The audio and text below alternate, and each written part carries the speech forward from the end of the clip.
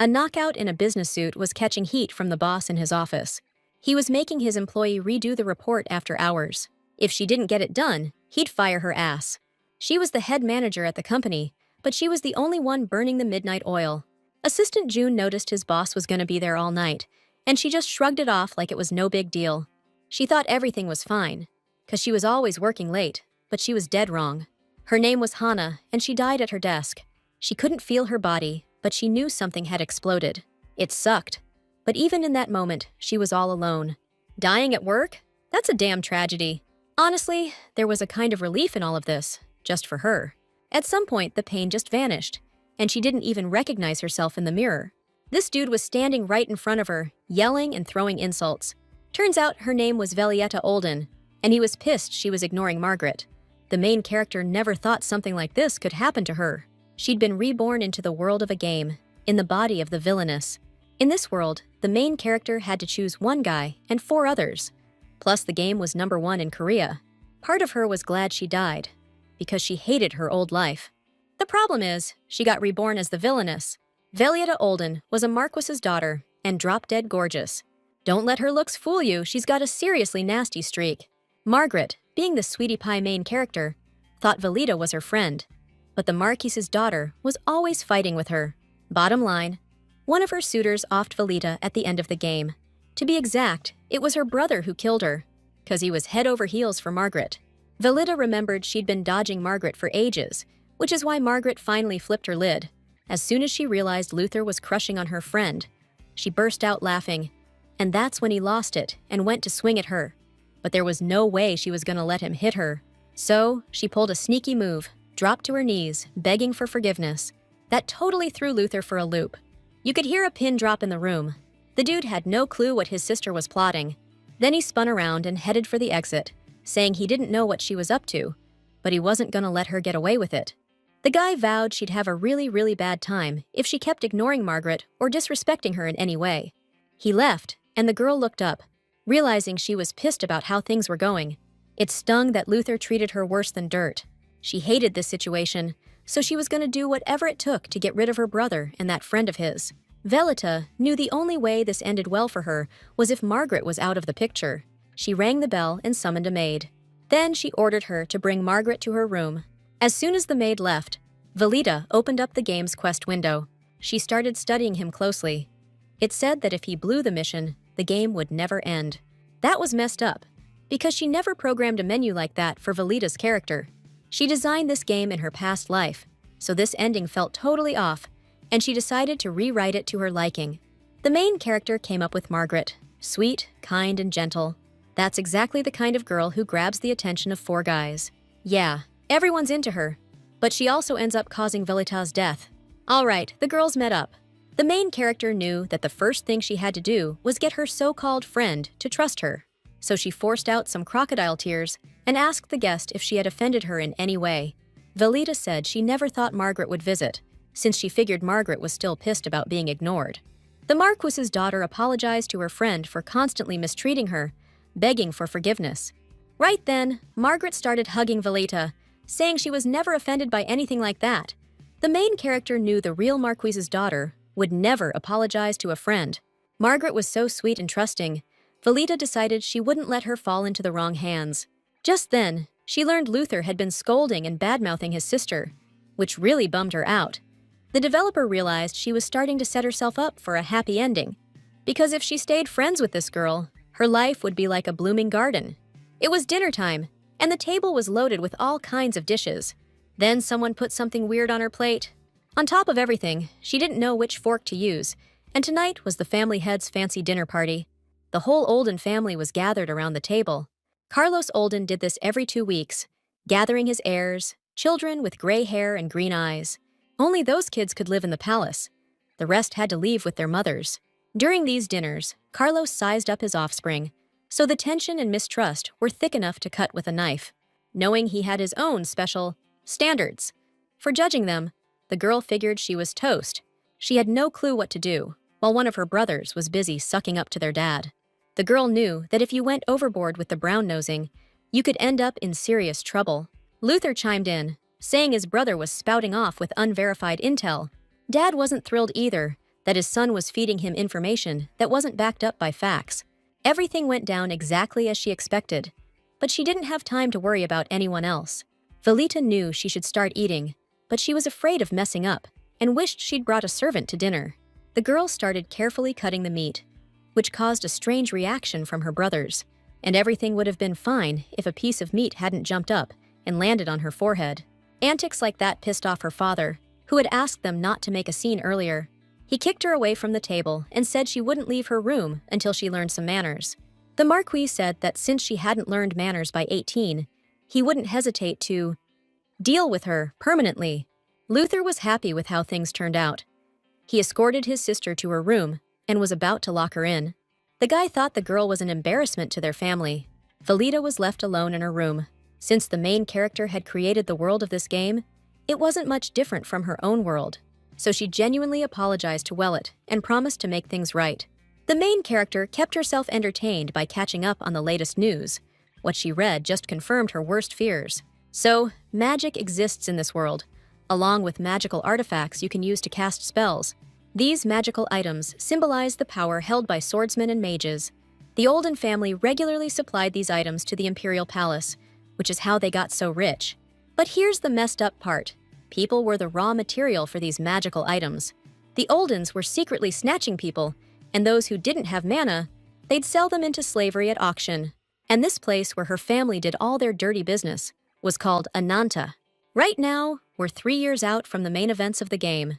Velita knew another meeting was coming up soon, and she decided to go check it out.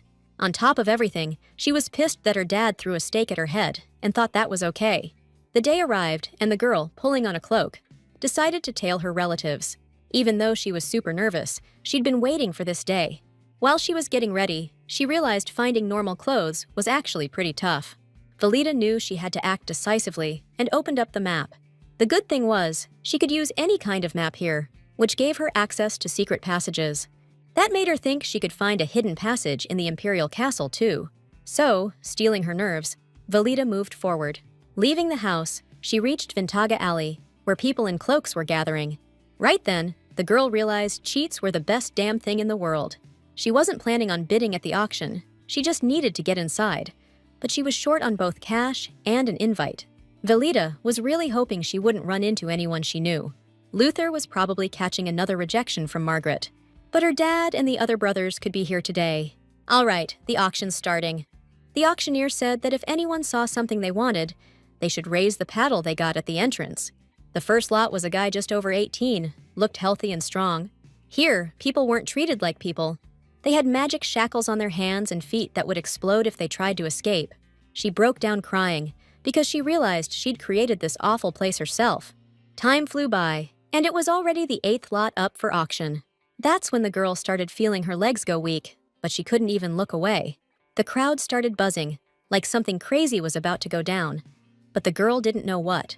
It was a guy and a girl in a cage, captured in the savannah, twins from the Tang clan. It only just hit Velita what the host said, and her jaw dropped in shock. She wasn't expecting today to be that day.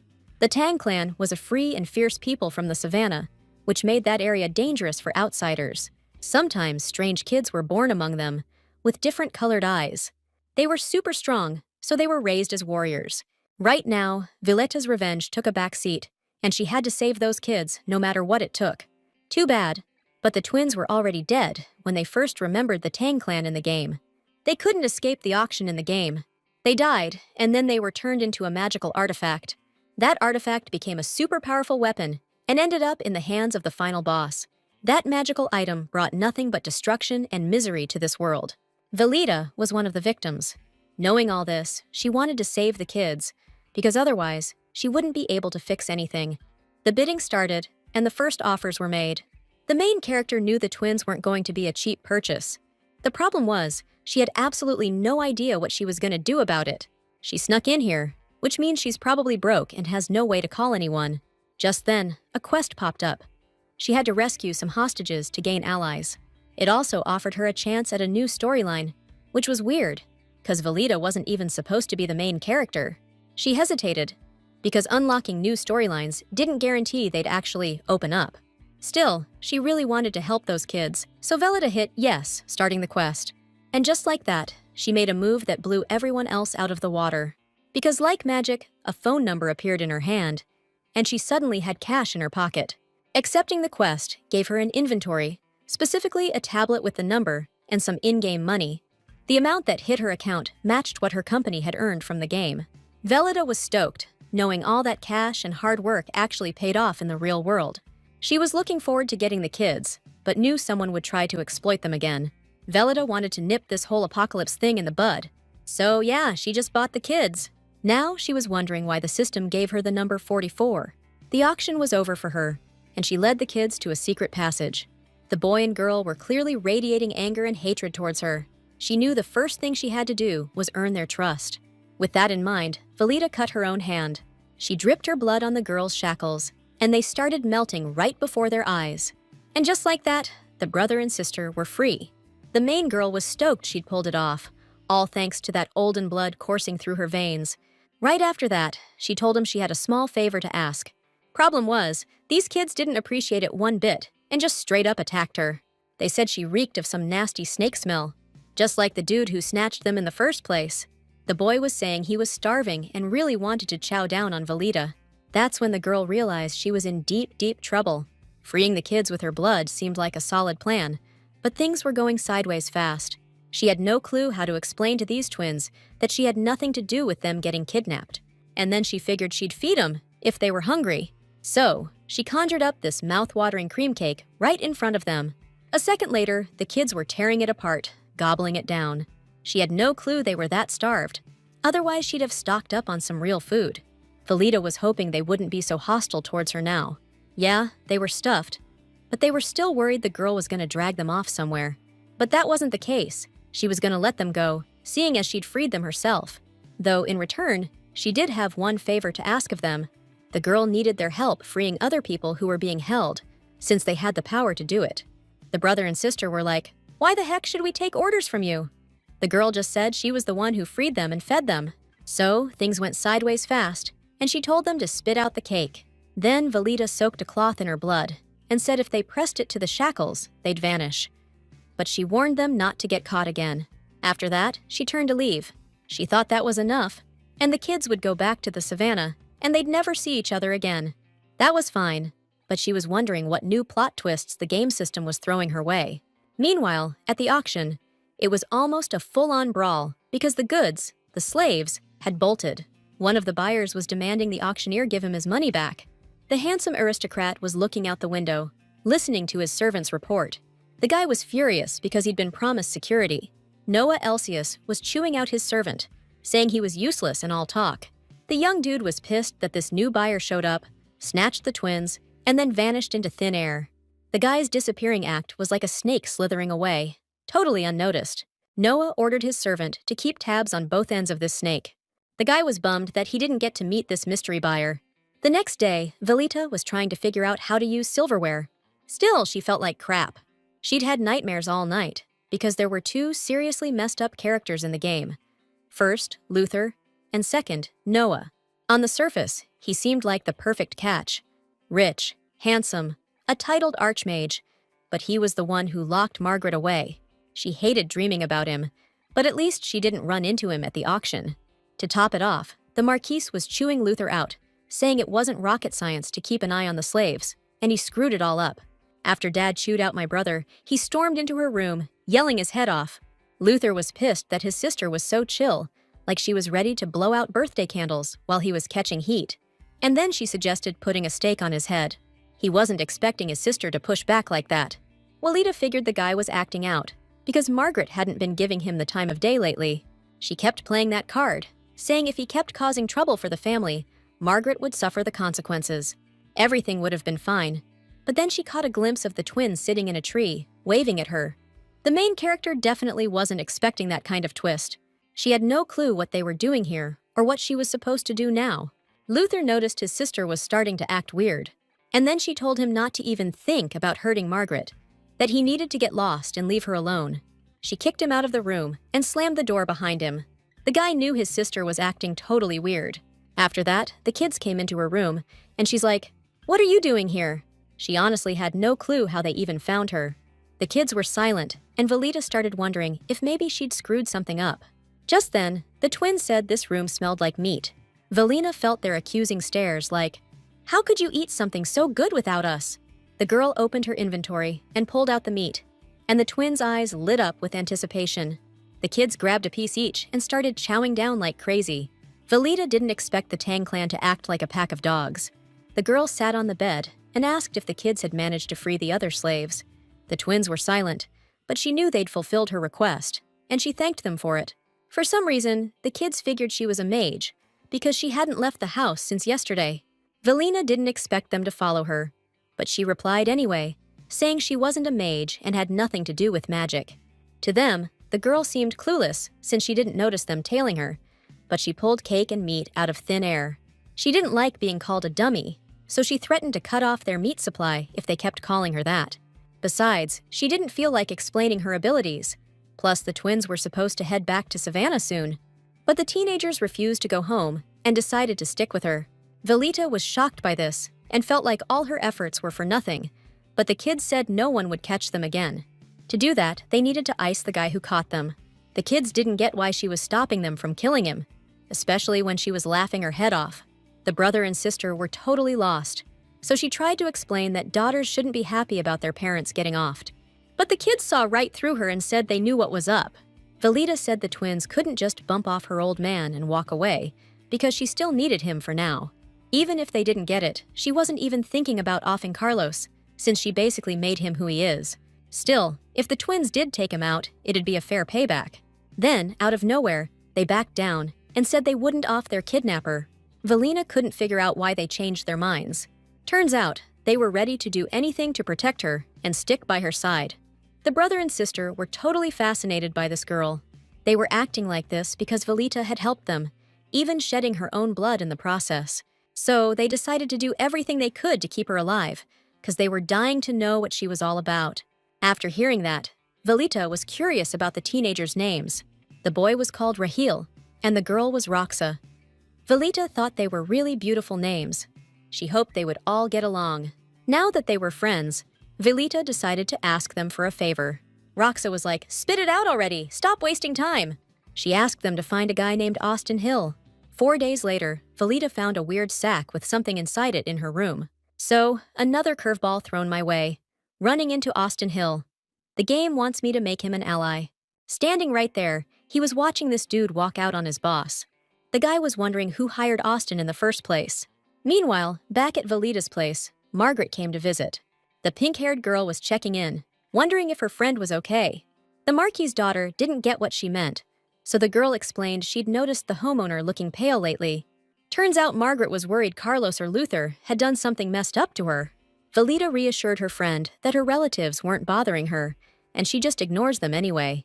Out of the blue, Margaret said she wished she could be her real sister. The main character smiled and told her that she already thought of her as a little sis. Velita kept trying to get her friend to call her sister, even though it was super embarrassing for her. Plus, she didn't get why she had to be the younger one when they were the same age. Since Margaret didn't want to be the younger sister, Velita said she could call her older sister instead. Okay, joke's over. The Marquis's daughter asked if Luther was still hitting on her, and it turned out he'd cooled it a bit. Margaret admitted she hated Luther's behavior and didn't understand why he wouldn't just leave her alone. If that's the case, then Velita decided to help the girl solve her major problem. The main character swore up and down that nobody would get hurt by what she was about to do. Margaret said she understood everything. After that, Velita gave her friend a hug. Margaret left, and Velita was alone in the room. Truth is, it wasn't exactly like that. There was a dude in the room who just wasn't picking up on what this girl was really after. Velina saw Margaret as a sweet girl, so she wanted to find her a guy who could protect her from Luther. But also, let's be real, she kinda wanted to stick it to her older brother. She knew the game's storyline inside and out, so excluding Noah and Luther, that only left 2 decent male characters. That'd be Prince Kyle Lucius and the head of the Knights, Graham Cordis. So if Margaret took a liking to either of them, she'd hand him over on a silver platter. But if the girl didn't dig either of them, then she'd have to come up with a different strategy. Still, if Margaret wanted to, she could totally protect her friend herself. Either way, they needed to get started prepping her plan ASAP. They only had 4 years to make it happen, so she was counting on Austin's help. Valina said she'd give the guy enough work to really put that sharp mind of his to the test. They shook hands, sealing the deal. Roxa and Rahil were hiding in the attic, and Velita told them they could eat all the meat they wanted while staying close, but they were free to leave whenever. 4 years had passed, and Velita was back in Gallon Alley. The girl arrived at a certain establishment where young men were waiting for her and were thrilled to see her. The main character didn't understand why they were waiting for her, since Austin was in charge of them. She'd been building this team for 3 years, picking the most reliable people and scraping together capital. But Austin was responsible for communicating with the team members, even though they always wanted to hang out with her. Just then, a girl came up to her and asked why they had to collect the weeds she was holding. It was LaRoupe, which grew everywhere. Valina could explain, but these guys wouldn't get it, so they just need to follow her orders. Time for her to bounce, but nobody wanted her to leave. Still, this girl wasn't planning on sticking around any longer than she had to. Margaret was at a desk in the Trade Guild office at Viscount Ebedon's estate. She was going over the report and realized that at this rate, they were going belly up. Most of their orders came from the Oldens, but even then, they still had to shell out a ton of cash. Her assistant suggested she talk it over with Lady Velita, who was supposed to be coming for dinner. Margaret agreed it was a great idea, since every time she saw Velina, she got a boost of courage and resolve. Jill was happy her boss had such a good friend, but they were rudely interrupted, 'cause something unexpected went down.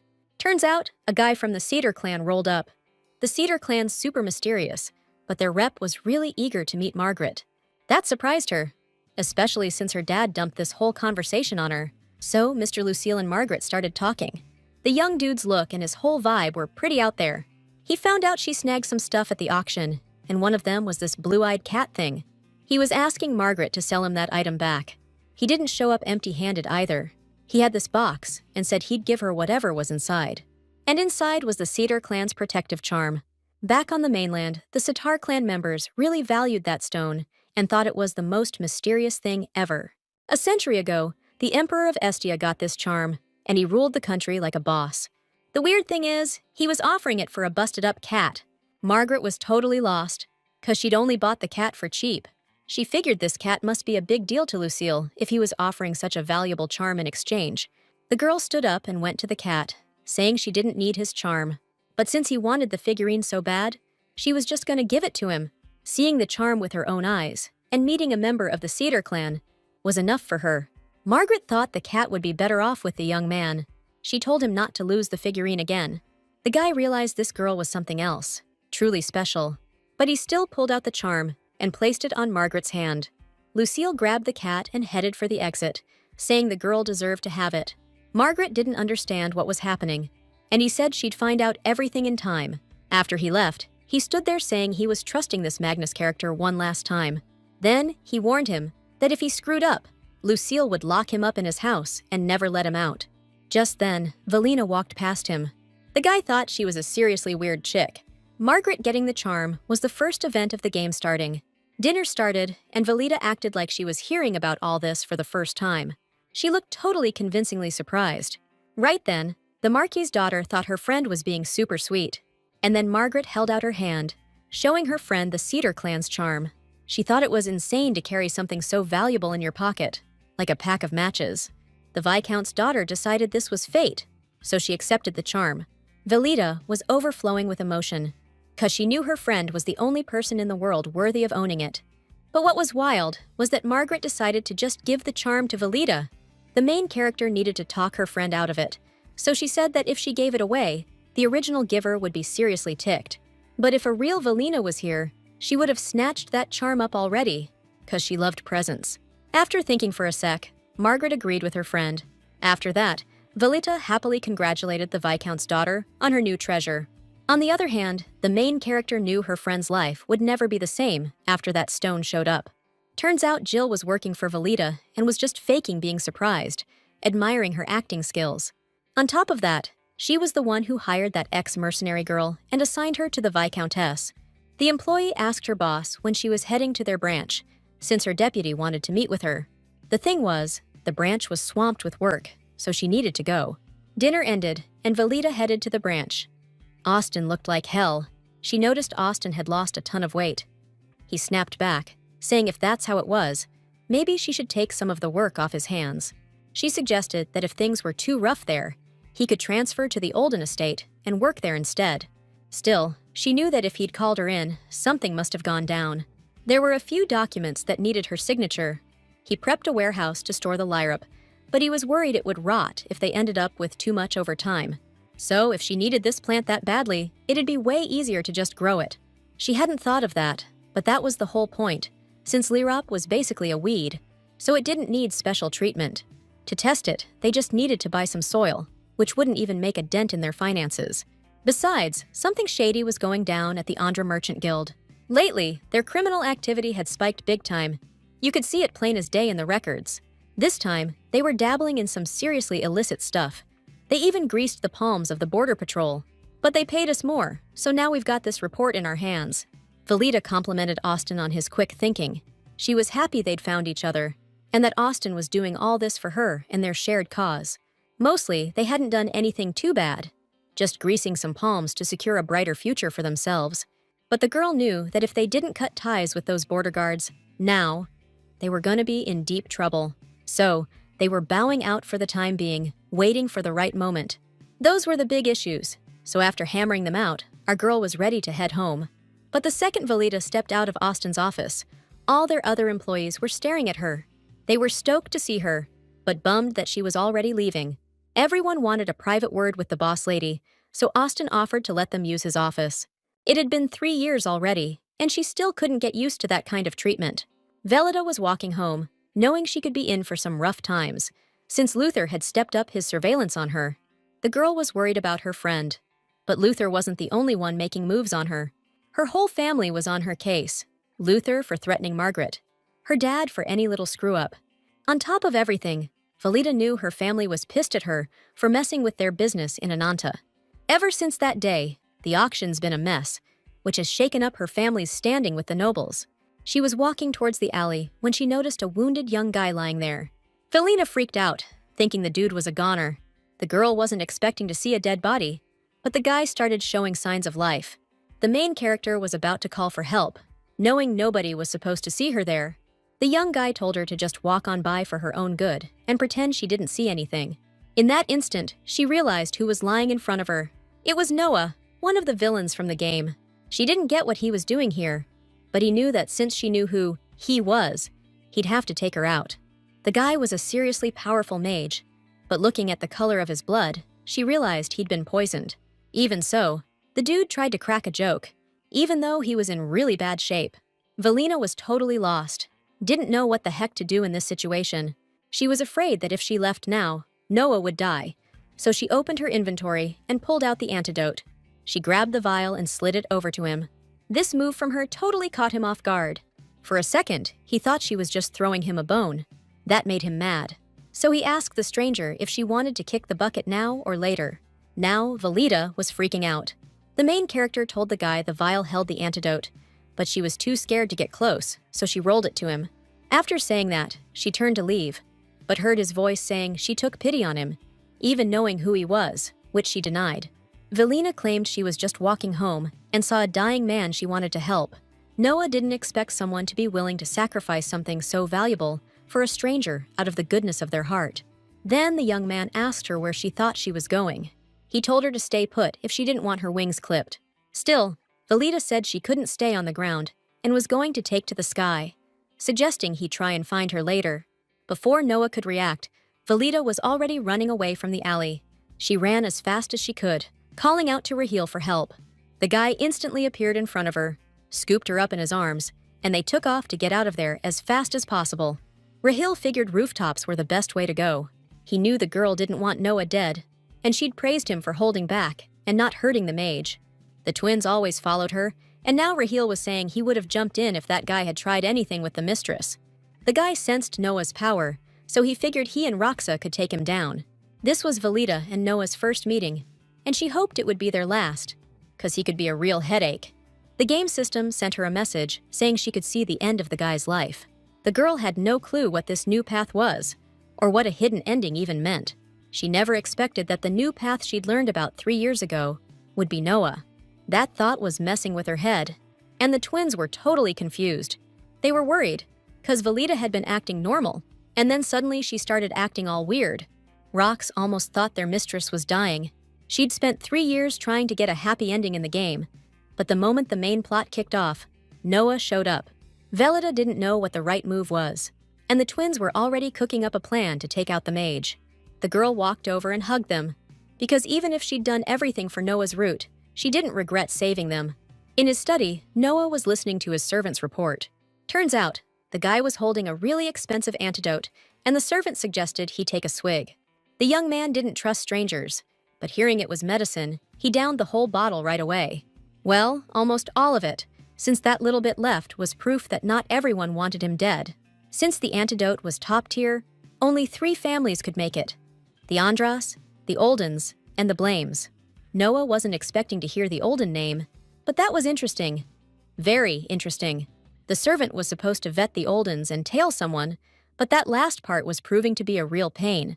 The servant had a silver tongue, but the master was still seriously bummed out. Now, more than anything, Noah was dying to know who that girl in the alley was. Still, challenges like this just fired the guy up even more. Meanwhile, back at the Olden estate, Luther was pacing the room like a caged tiger, muttering to himself. He was stoked about the intel he'd just gotten, because it meant Margaret could finally be his. His spy reported that a representative from the Cedar clan had paid the girl a visit. And on top of that, the visitor gave her a protective charm. Luther knew Velida had visited Margaret. They had dinner and talked about potential husbands. But this visit was different.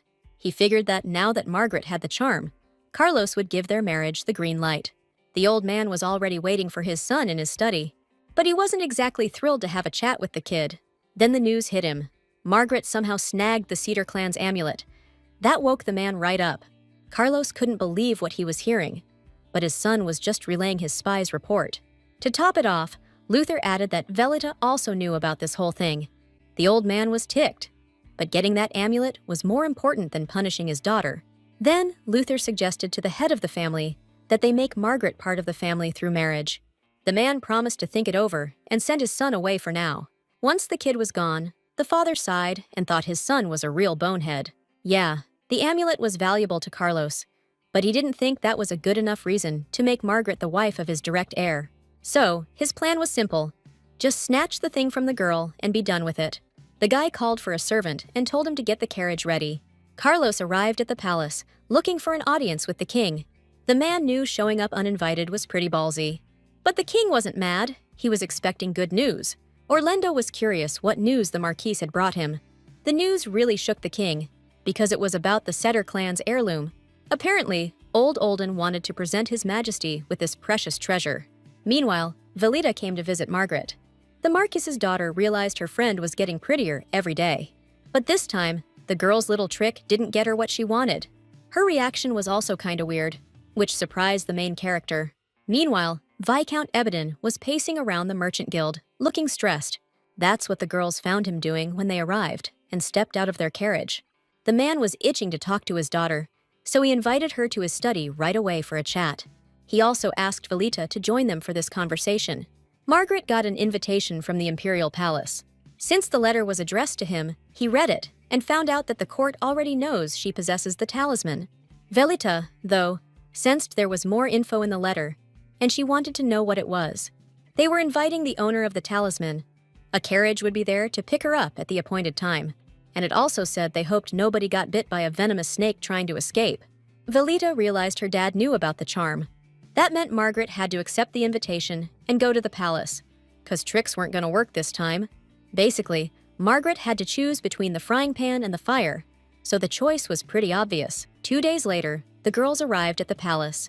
Margaret was blown away by all the wealth and luxury. At that moment, the Viscount's daughter started getting seriously anxious, but Velida was sure she could handle it. Her friend was just terrified of screwing up when talking to the prince. The Marquise's daughter was sure her friend hadn't done anything wrong, so she could totally speak her mind. Velida was certain her friend should just do and say what her heart told her to. Those words filled Margaret's heart with newfound confidence. Velida decided to wait for her friend at the cafe. She knew that if things went well, she'd have her hands full.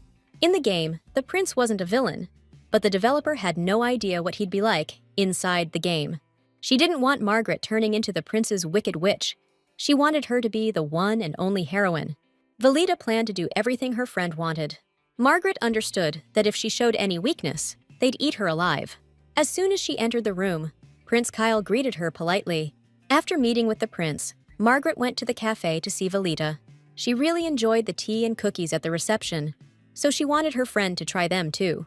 In that case, Velita promised they'd go to the reception together next time. But before we get any further, the Marquis's daughter started pulling something out of a pouch. It was a magical artifact they used to put up a barrier, so no one could eavesdrop on them. Margaret had never seen anything like it before. But that makes sense. Since this conversation was important, nobody could be allowed to overhear. Velite was curious what her friend thought of the prince. At first, the girl was definitely on edge, because Kyle seemed like a predator. But after a while, he started acting like a cat playing with a mouse, just toying with it. Surprisingly, her friend managed to get a good read on the prince. But the big question was whether she liked him or not. Margaret said that if the mouse was decent, she'd feel bad. But this mouse was a real piece of work, so she was all for it. On top of everything else, Kyle was planning to set a trap for Marcus Olden. Margaret had a lot of thoughts about that, and was worried for her friend, but decided to follow her gut. So, Margaret decided to stand up for her best friend. Meanwhile, things started heating up at the cafe. Noah walked in and immediately became the center of attention.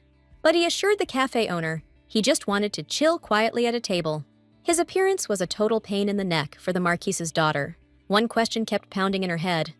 What's he doing here? The waiter offered to show him to an open table. But for some reason, the guy turned him down. He had his eye on one spot, and all it took was a glare at the customer for the guy to jump up and bolt, saying he was done eating. He took the newly vacated seat and started staring daggers at Velita. After thinking for a bit, the girl realized this was no coincidence. Noah brushed off the barrier and told the girls to keep talking. Velita knew continuing the conversation with the archmage around was way too risky. The guy pointed out the device was a new design. He'd never seen anything like it before. He didn't recognize any magical items like that, so he hoped the girls had heard him okay. Velita was pissed that he'd figured out what the thing was just by looking at it, so she had to shut it down and start talking to Noah directly. The guy, though, totally knew he'd just seen something rare and valuable. That's why he really wanted to get a better look at it. This was a problem, because Margaret had said she stole it, but she actually invented it with Oscar. Out of nowhere, Margaret jumps into the conversation, claiming her family invented that thing just recently. The Viscount's daughter lied to the Duke for Velita's sake, which really touched her. Noah apologized for prying, but he wasn't really sorry and was just waiting for the grand reveal of the device. He locked eyes with Velita and told her he was heading out, so the ladies could continue their chat. Velita noticed the guy was checking her out, and he wasn't even trying to hide it. It made her think he recognized her, but she couldn't figure out how, so she decided to eat a piece of chocolate, when suddenly she lost her grip and it dropped, right at the young man's feet. It was just like that day with the bottle. They both got a serious sense of déjà vu. Velita just didn't get why even a piece of candy was out to get her. The main character was chilling in her room, cracking up. She was stoked that the second the info hit her brother's ears, he bolted straight to the palace. Guess all her hard work for the last 3 years finally paid off. The twins told her to stop her brother, but she said she was planning to lay all her cards on the table anyway. Velita didn't want to screw up the storyline even more, so she figured she'd let things play out. The girl thought it would be a killer twist if Carlos actually went to the palace. She had a ton of reasons to mess with her dad's operations, like she didn't want any more innocent people getting hurt by his shady business. Meanwhile, the king was scratching his head about the Ceter clan's amulet showing up, because that was seriously messed up. Just then, the prince walked into the room. The dude was totally in the loop on everything, since he was tracking the Olden family's every move. He reminded his father that if he didn't get rid of them now, he would in the future. Kyle also figured that the charm probably originated with the Viscount Ebedon's family. The guy knew so much about the Olden family only because he dreamed of sending them straight to the fiery depths. The king understood his son's desires, but claimed the Oldens were necessary for the empire. But that wasn't true. He was the only one who needed them. That's why he turned a blind eye to Ananta. But Kyle planned to shut that auction down. That's why Kyle didn't want to give the Oldens a trade monopoly, because it would be bad news for him. Plus, the prince planned to leave the charm in the hands of the person who got it. The guy was going to find out everything he could about the charm, and then take action. The king gave him the go-ahead, but warned that if his son screwed it up, he'd take back all the power he'd given him. But Kyle was confident in his abilities, more than ever before. Velita was desperate to get close to the prince, so she decided to help her friend pick out an outfit for their meeting. She took her friend to the most famous clothing store in the capital. Margaret wasn't expecting anything like this. Velita was planning on buying her friend some new clothes. Store employees immediately approached them, asking what kind of outfits they were looking for. But the Marquise's daughter couldn't find anything suitable in the catalog and asked for a custom design. She picked out a dress she liked for herself and wanted to order a custom outfit for her friend. Margaret was super surprised by this gesture. Velita wasn't about to listen to any objections and was already heading off to pick out fabric. Margaret didn't get why her friend suddenly decided to gift her a dress. The Marquise's daughter insisted, saying it brought her so much joy. She never expected her friend would try to take this happiness away from her. Margaret was speechless and just hugged her friend. Velita, on the other hand, asked the shop owner to show her all the necessary materials for the dress. The girls finished up at the store, but Margaret was worried her friend had spent so much money on her. The Marquis's daughter couldn't believe her friend was upset that she'd bought her clothes, and the Viscount's daughter started to protest. Margaret was concerned that her friend had bought her such a flashy dress. She wanted to pay for it herself and put on her sweetest face to try and get her friend to agree, but she wasn't budging. During tea with the prince, Kyle confessed he'd assumed the Viscount Ebedin was the owner of the charm, so he was surprised to learn it belonged to his daughter. Margaret wasn't surprised the prince thought that, and he thought she was being pretty modest. Kyle knew the Olden family was backing the Ebedin family and that this girl was tight with Velita Olden. The guy wasn't about to take her word for it that she owned the amulet, so he needed proof. The problem was, she couldn't prove it either, since it didn't have her name on it or anything. The prince was stunned, and the girl kept going, saying that she wasn't the only one who could touch the amulet. That's why she had no idea how to prove it was hers. Kyle didn't get how she could even ask him that. The guy didn't expect she wouldn't have thought this through before coming. Margaret figured just showing up would be enough. For a second, the prince even felt awkward for bringing it up, so he got curious about how she got the amulet in the first place. Margaret figured she better leave out the part about the cat, so she just said someone from the Cedar clan came to her one day and gave it to her. And then she added that the guy said she deserved to be the amulet's owner. The prince wanted to see the charm, if she'd brought it with her, and there she went, pulling the thing out. Kyle was surprised she'd carry something so valuable in her pocket. She didn't see what was weird about it. Pockets are for carrying stuff, right? His Highness face-palmed, thinking only someone with that kind of personality could own a charm like that. After that, the young man asked the girl if she wouldn't rather give the item to someone else. Like, maybe gift it to Marquis Olden? That really threw Margaret for a loop. After all, Marquis Olden promised to get the charm to the Emperor in exchange for a monopoly on magical item trading. So the prince was wondering if she was trying to help Marquis Olden climb the social ladder. He wondered what would happen if he mentioned Velita, so he asked if she'd sacrifice the charm for her friend. In that moment, she remembered her friend's words and decided to listen to her gut. So, the answer to the prince's question was a hard no. After all, she was the one who owned the charm, so she'd decide how it was used from now on. That meant Marquis Olden had absolutely no right to tell her what to do with her stuff. Kyle definitely wasn't expecting that kind of answer. Margaret knew Velita would back her up no matter what she decided, because that's what friends do. Now he got it. Her friend was empowering this girl, giving her the strength to do what she wanted. He couldn't figure out how such a sweet and innocent girl could be friends with a daughter from the Alden family. Still, the prince was digging the choice his companion had made. After that, Kyle asked Margaret if she wanted to help him set a little trap for Marquis Alden. Back at the cafe, Velita was waiting for her friend, totally stressing out about her. Finally, she saw the carriage pull up, and Margaret stepped out. People noticed the imperial carriage and the beautiful girl they hadn't seen around before. Margaret walked into the cafe with a smile, looking around for her friend. At that very moment, Noah was riding in his own carriage. Suddenly, he barked an order at the driver to stop the carriage near the cafe. He spotted Velita and realized he suddenly had some business to take care of there. Inside the cafe, during their conversation, a piece of chocolate fell near Noah's foot.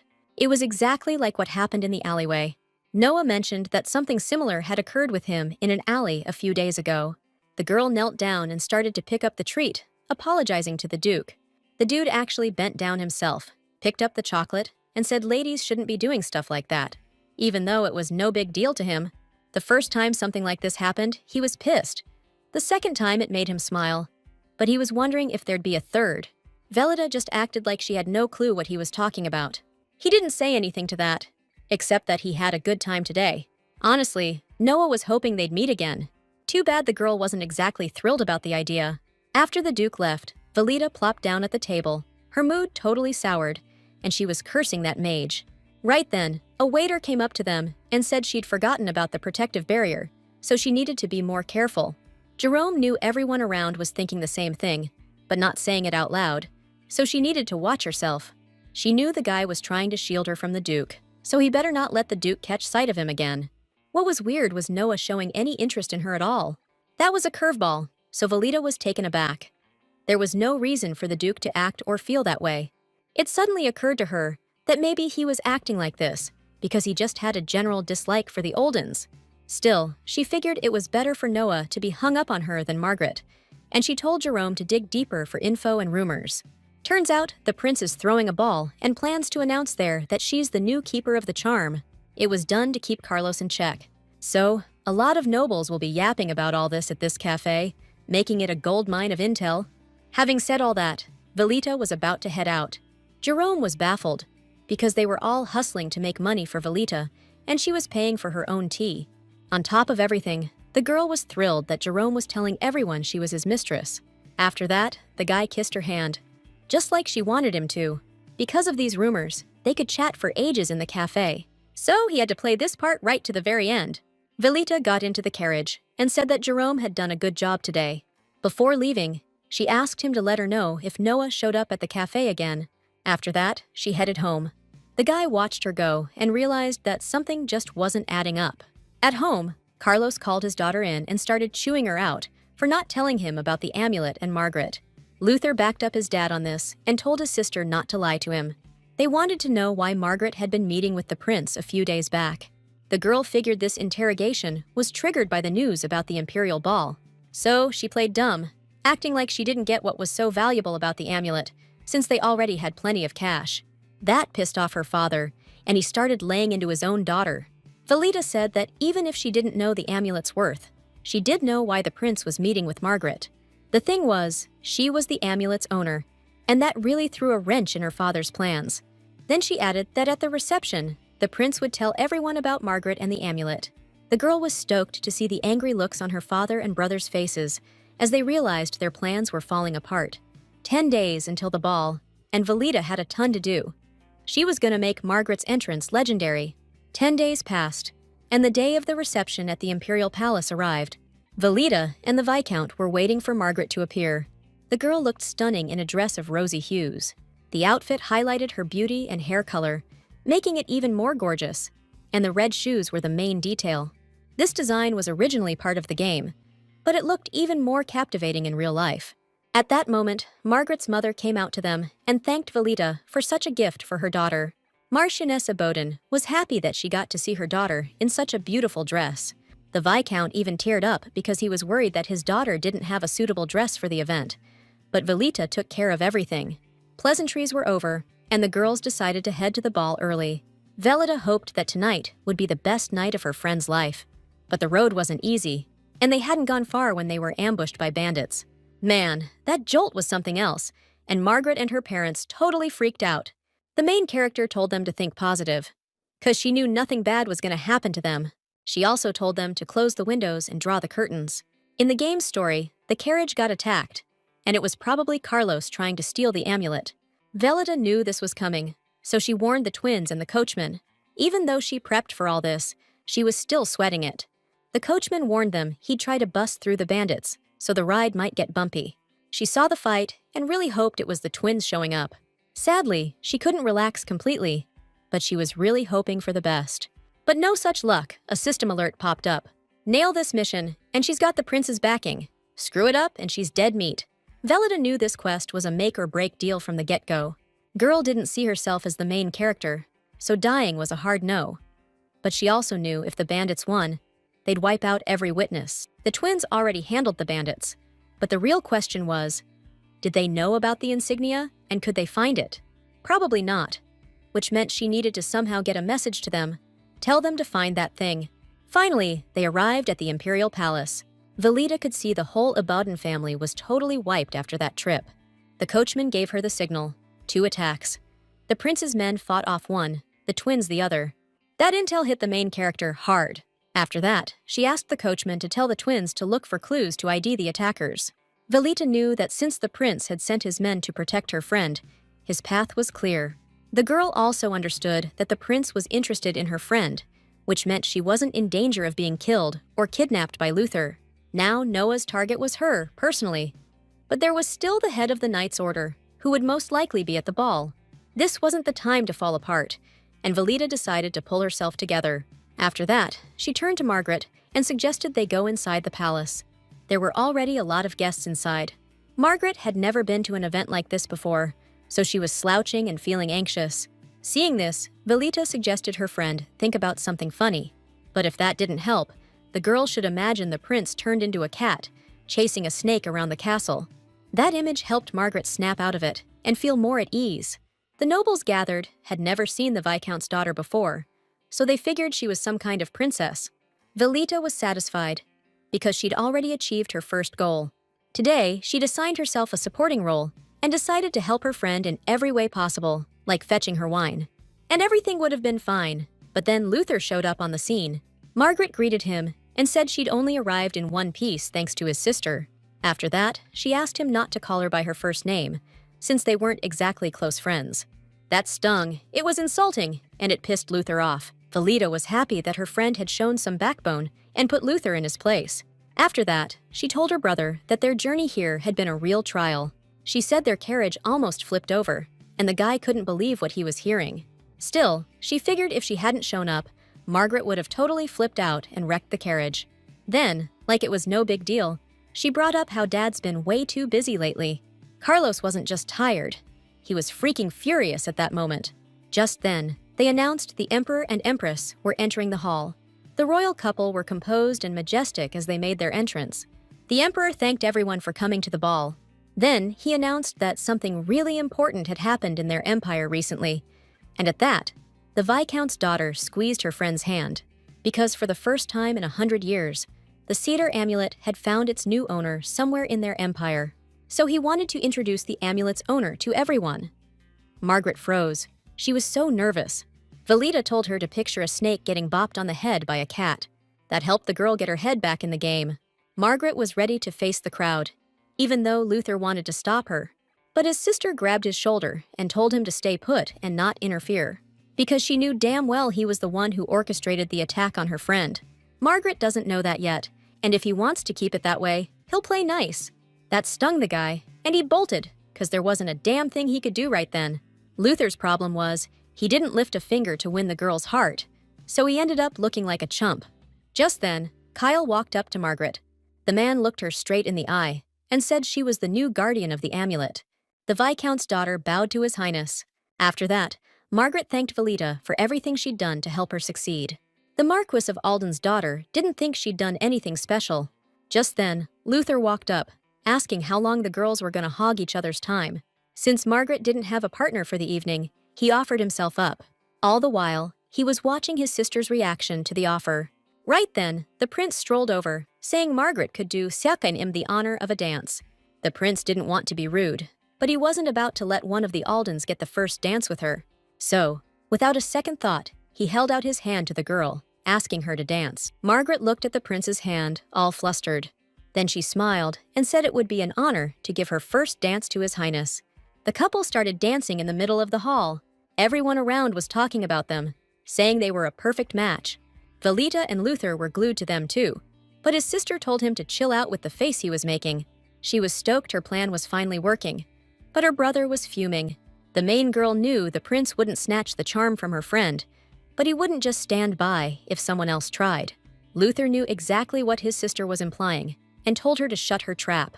Everyone in the empire knew the ruling family only got power because of that charm, so the emperor wouldn't mind marrying those two off. That was it! The guy snapped and punched his sister, sending her sprawling. He hit her so hard, she started bleeding from the corner of her mouth. Velita was relieved her friend didn't see any of that go down. No matter how much it hurt, she stood up and told her brother he'd made a fool of himself, causing a scene in a place like this. But Velita wasn't about to let things slide. and decided to tell her brother something that would really hit him hard. Turns out both Carlos and Luther tried to snatch Margaret's charm, but they both failed, which meant the Marquise wouldn't let his son marry her. On top of everything, Luther didn't think things through and actually pushed the girl he liked closer to the prince himself. After saying that, Velita went out onto the balcony, where she was completely alone. Honestly, this time the hit was seriously painful, but she pressed an enchanted handkerchief to the spot to soothe the ache. She was so caught up in her brother's curses that she didn't notice another person step onto the balcony. She was wishing all sorts of terrible things on Luther when she suddenly heard a chuckle behind her. As soon as she turned around, she saw a man who apologized for not being able to hold back his laughter. Velita recognized him as Graham Curtis. He was the head of the Night Order, and then he apologized for startling her. The guy confessed he was worried about her, so he followed her, and it just so happened he ended up eavesdropping, which wasn't cool of him. Graham was super polite and handsome, and it wasn't even his fault. She just couldn't answer back to her brother the way she wanted with guests around. On top of everything, the young man asked how she was feeling, but the girl was fine, since she always carried a tube of the right potion with her. Graham was surprised by that, and then asked her if she wasn't afraid to live in such a family. Velita smiled and said that things were getting better now, and mentally added thanks to the twins and other people. The knight was amazed by her resilience, because she was treated so badly, and she still smiled.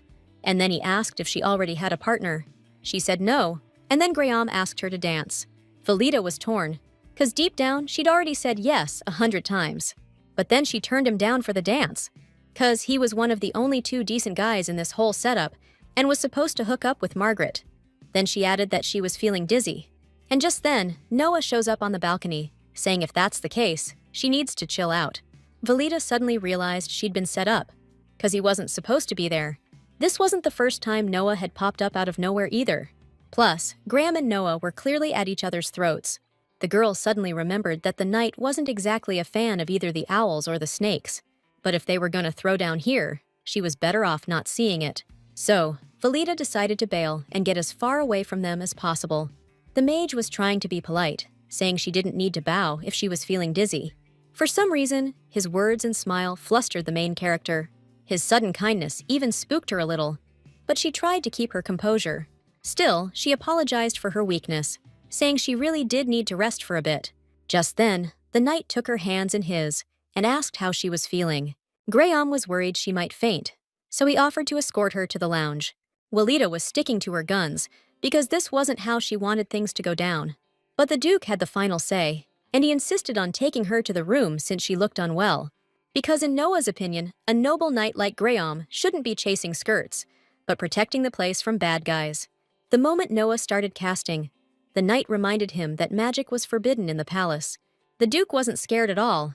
He just suggested reporting it to the Emperor, but warned that it wouldn't hurt him, it'd screw the knight over. The tension between the guys was getting thicker every second, and then the insults started flying. And Velita was right in the middle of it, stuck standing between them. Every second that passed, she realized she needed to get out of there, but they wouldn't let her go. That's when Noah noticed how freaked out she was getting. He figured all the macho talk was just stressing out the lady even more, and she wasn't exactly feeling great to begin with. So, he offered her his arm to make sure she got to the lounge without any more drama. After what the Duke said, she had no more excuses to get away from him. So, with a sigh, she took the mage's arm and left the balcony with him. Still, Graham stopped her and said he hoped her wound healed up real quick. He kissed her hand, hoping she'd be feeling much better the next time they met. Velita was really touched, and she promised the young man they'd definitely see each other again. Even so, she ended up leaving with Noah. They walked through the castle corridors in complete silence. Velita didn't know how to act, because she'd returned to the hall with Noah, and everyone was staring at them. Her father was also giving his daughter the stink eye. Yeah, she didn't want Carlos to see her, but he did see her, and he was pissed. So she told the Duke she could find her way to her room on her own now. The young man noticed traces of magic on her cheeks, meaning she'd drunk a healing potion, but it hadn't fully healed the wound, and he could. Velita was planning to do it herself when she got home, so she wouldn't be a bother to the Duke right now. That's when the guy smirked and threw her own words back at her, the ones she'd said in that alley. The girl didn't deny helping him, but she wasn't exactly jumping to accept any thanks either. The way she'd phrased things that day caught him off guard. because he hadn't heard anything like it in ages. Velita pretended she had no idea what he was talking about, saying she just wanted to save a stranger's life. Still, the guy wasn't buying that she didn't know who she was helping. Thing is, he had this feeling that ever since that encounter, he hadn't left her mind. He was curious to see when the girl would realize she was his one and only savior. But Velita couldn't believe that Noah could be anyone's benefactor. So his behavior was throwing her for a loop, and she asked if he didn't know that all snakes are poisonous. The Duke wondered if she'd strike now, or if that's why she ran off back then. He touched her lip and asked her to show him what kind of poison was hidden there. He was ready to give her anything for it. But just when things were getting good, some girl interrupted them. And it was Natalie Alden, Velita's stepsister. Even though Carlos didn't recognize Natalie as his direct descendant, she was the only one allowed to live in their family estate. The stepsister earned her place with her outstanding talents, and she was also a master swordsman. On one hand, Velita should have felt relieved because of her sister's appearance, but something felt off. It was the unusual look on Natalie's face. The girl looked at them and asked if she was interrupting something. Her sister jumped to the conclusion that they were dating, which surprised the main character.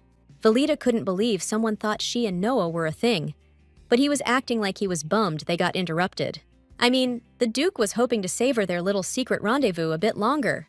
The main character was starting to get pissed at this mage's audacity. Then, out of nowhere, she felt Noah start using magic to heal her wound. All the pain and nasty after effects from Luther's hit just vanished. And then, dead serious, Noah said that since she helped him out once, he'd take care of Luther for her, no charge. Then he leaned in and kissed her hand. The girl was expecting a lot of things, but definitely not that. After doing that, Noah turned and walked off, leaving the heroine alone with her sister. As soon as they were alone, Natalie started gushing about the Duke's behavior, saying he's usually scary and cold. But this was awesome. Sis apologized if she actually interrupted their date. It wasn't like that, and Velita asked the girl to give her a little rest. Still, Natalie was sure the Duke was interested in her sister. The main character sighed. She figured the guy had his own agenda for acting that way. Natalie said she wouldn't tell their dad anything, since he hated mages. Suddenly, the girl remembered walking home recently and bumping into the Duke near their mansion. He usually ignored her, but this time, he actually spoke to her. They exchanged a few words, but the man seemed really bummed out. Velita didn't know what to make of his behavior, so she asked him to escort her sister to the lounge, because she felt sick. The problem is, if Noah keeps acting like this, he's going to cause a lot of trouble when he takes over his family. Just then, a system notification popped up in front of the main character. What she just read totally blew her mind. Just then, the prince walked up to Graham. Kyle felt bad for the ladies at the ball, since the knight hadn't even hit the dance floor once. But Graham couldn't dance. His duty was to protect His Majesty, His Highness, though the prince thought his friend was a pretty skilled knight. The thing was, Graham got rejected, and the prince guessed he'd asked a dude to dance. The knight smirked and asked if there couldn't be other reasons for getting turned down. Meanwhile, Velita made it to the lounge and collapsed on the couch. Her head was pounding, and she felt like she was about to kick the bucket from all this. Turns out, she'd caught the knight's eye a little too much, and that could open the door to a whole different ballgame. Velita couldn't wrap her head around how or why this was happening. The dance was just an excuse to talk, something the prince conveniently forgot to mention to his buddy. Kyle called Graham over because he wanted to introduce him to someone. Just then, Margaret walked up to them. This was Margaret Ebeden, the new guardian of the amulet. The prince introduced his friends, and the girl curtsied, saying she was pleased to meet him. Graham bowed and said he was glad she was the amulet's new guardian.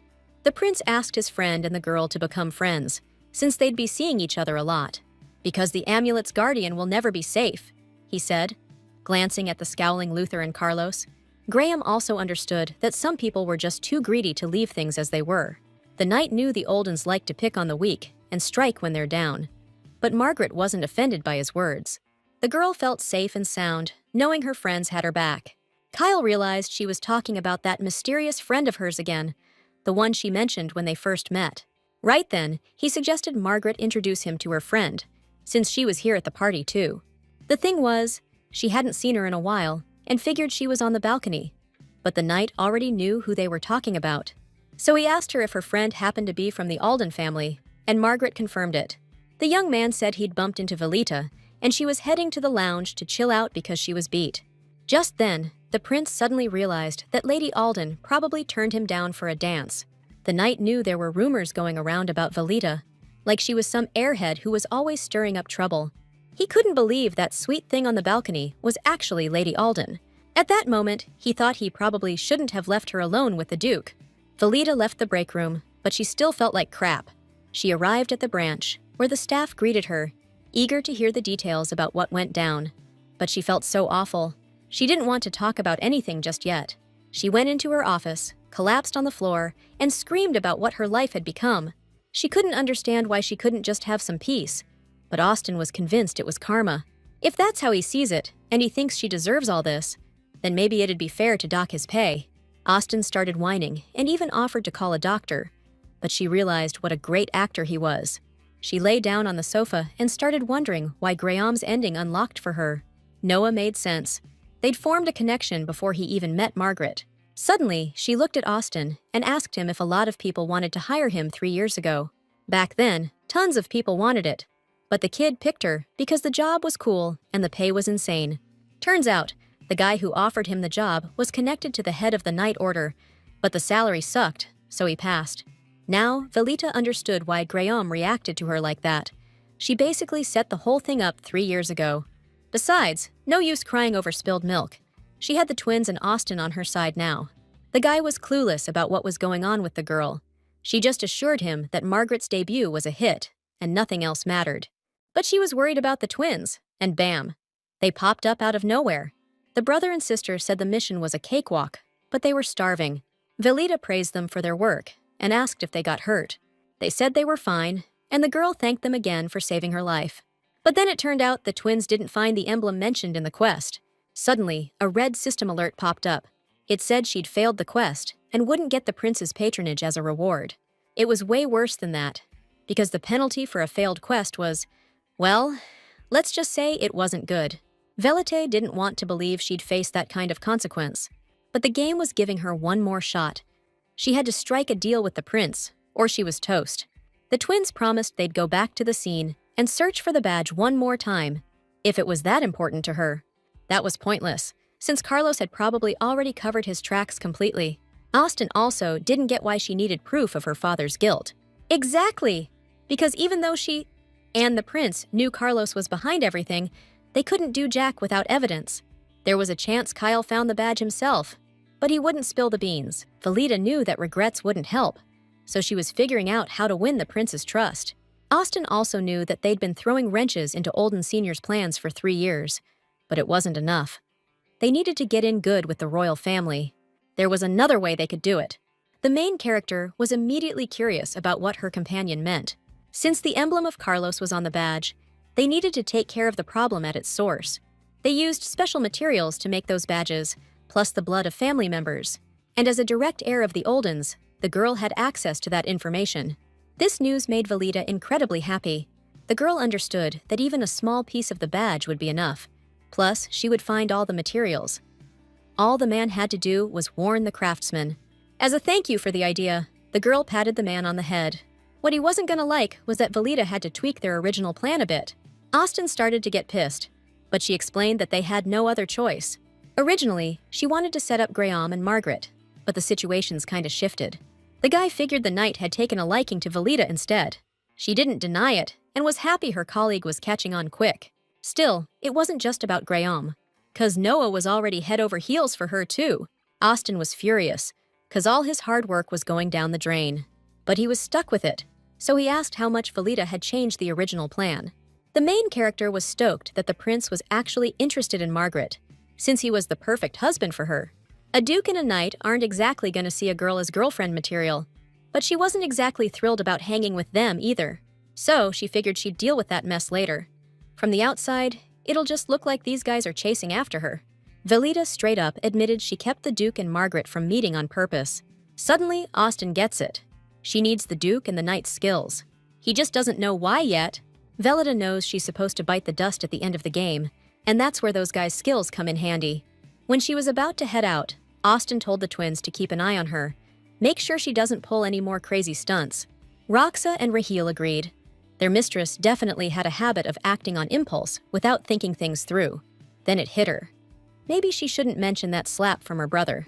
She wanted to handle things herself, but she knew a world of hurt was waiting for her back home. Her father demanded some kind of confession, threatening her life if she didn't tell him the truth. This time, he even held a sword to her throat, and she knew she couldn't keep everything a secret any longer. Carlos was furious because he thought his daughter was having an affair with Noah. To be honest, that really surprised her. She yelled, because she was curious where her father got that information. Carlos saw with his own eyes his daughter leaving the hall arm in arm with the Duke, but Valida thought he jumped to the wrong conclusion. If that wasn't the case, then her father was curious what his daughter was doing with Noah. The girl said that the man asked her strange questions, which really scared her. Then she added that the man asked about the twins and the affairs of Ananta. Carlos started shaking with rage, because he figured that owl representative was sticking his nose where it didn't belong. Valita kept playing the dumb damsel, asking if all this was about family business. Still, Carlos demanded his daughter spill everything Margaret and the prince talked about. She said the prince wanted to know Margaret's wishes, because he wanted to make them come true and beef up her security. But her dad didn't buy it and held a sword to her throat. Valita was out of ideas, because her dad wouldn't believe her even if she swore she knew nothing else. With blood already trickling down her neck, she knew her old man might actually off her this time. Just then, a servant barged in, saying there was a problem.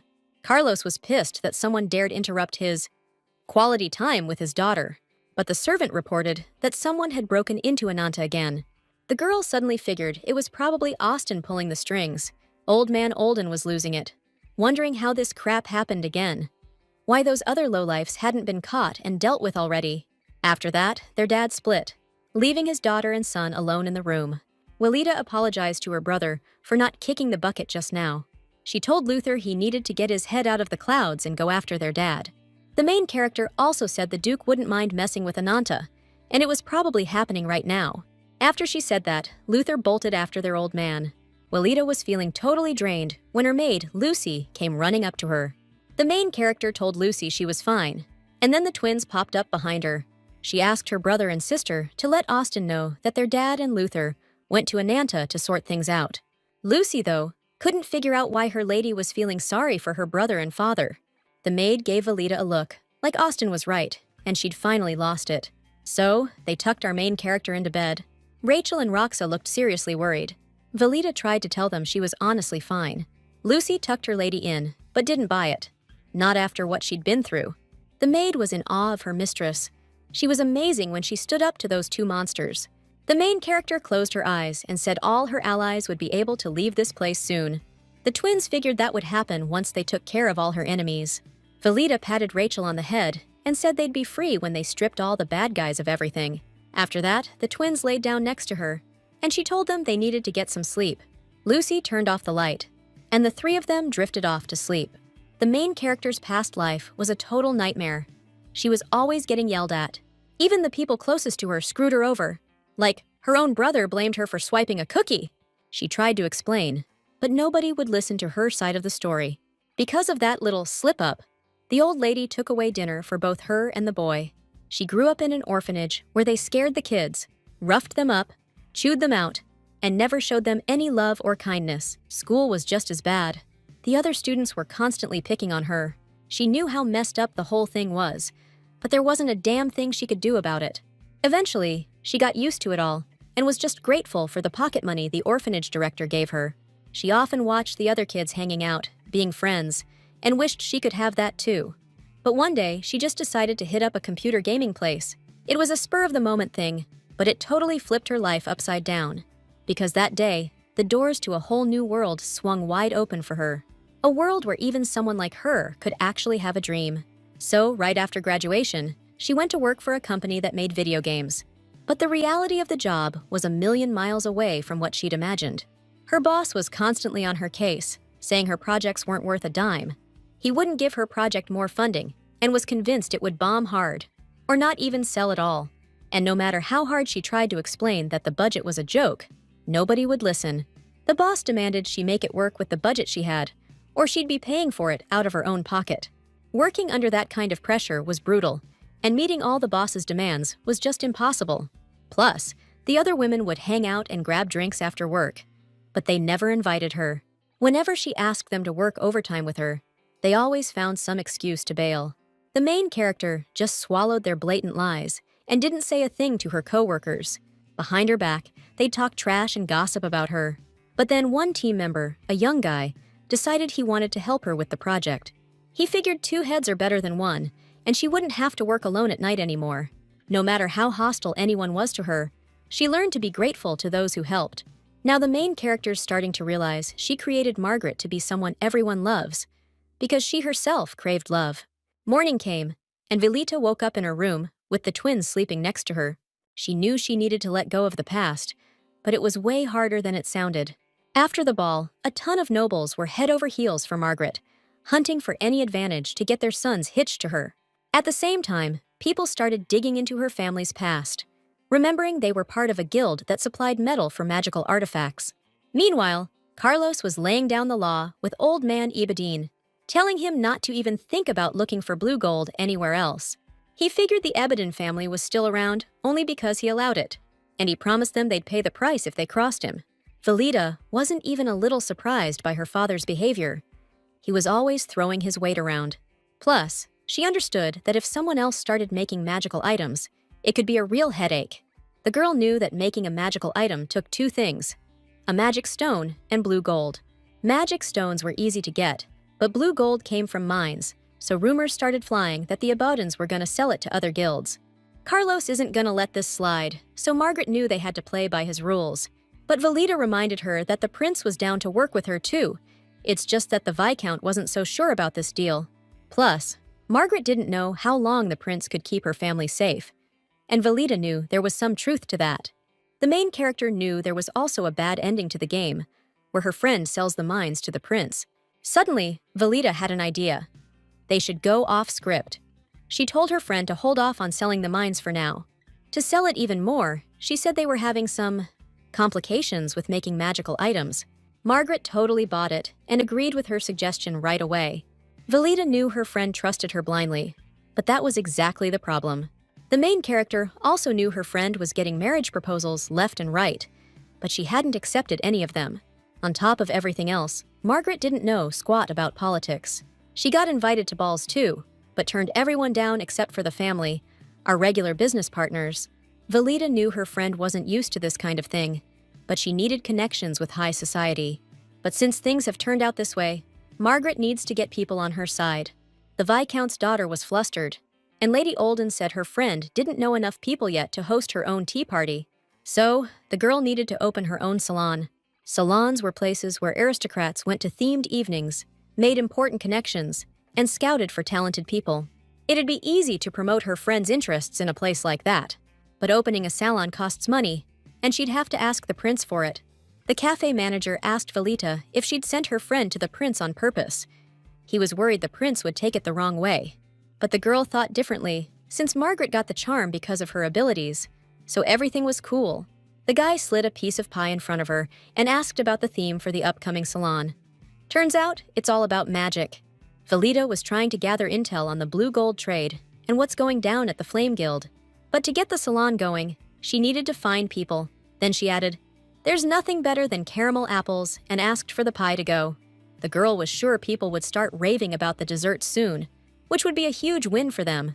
After that, she asked about the fake badge, and the guy said it was almost finished. The main girl was thinking about what dessert to treat Austin to, and got ready to head out. The guy took her hand and walked her to the carriage. He kissed her hand and wished her a safe trip. The main character was remembering when she and a colleague were brainstorming how to make an awesome game on a shoestring budget. She also confessed she'd sunk her own cash into the game, so it had to be a hit. Turns out this dude was actually from the real world, reincarnated into this one. Meanwhile, Margaret showed up for her meeting with His Highness. Kyle was a little thrown by her suddenly asking to meet. He had no clue what was up. Graham noticed her super serious face too, and he was already imagining all kinds of trouble. Margaret took a deep breath and asked Kyle to spot her some cash. These guys were floored by her out-of-the-blue request. The Viscount's daughter confessed she wanted to open a salon, but she was flat broke.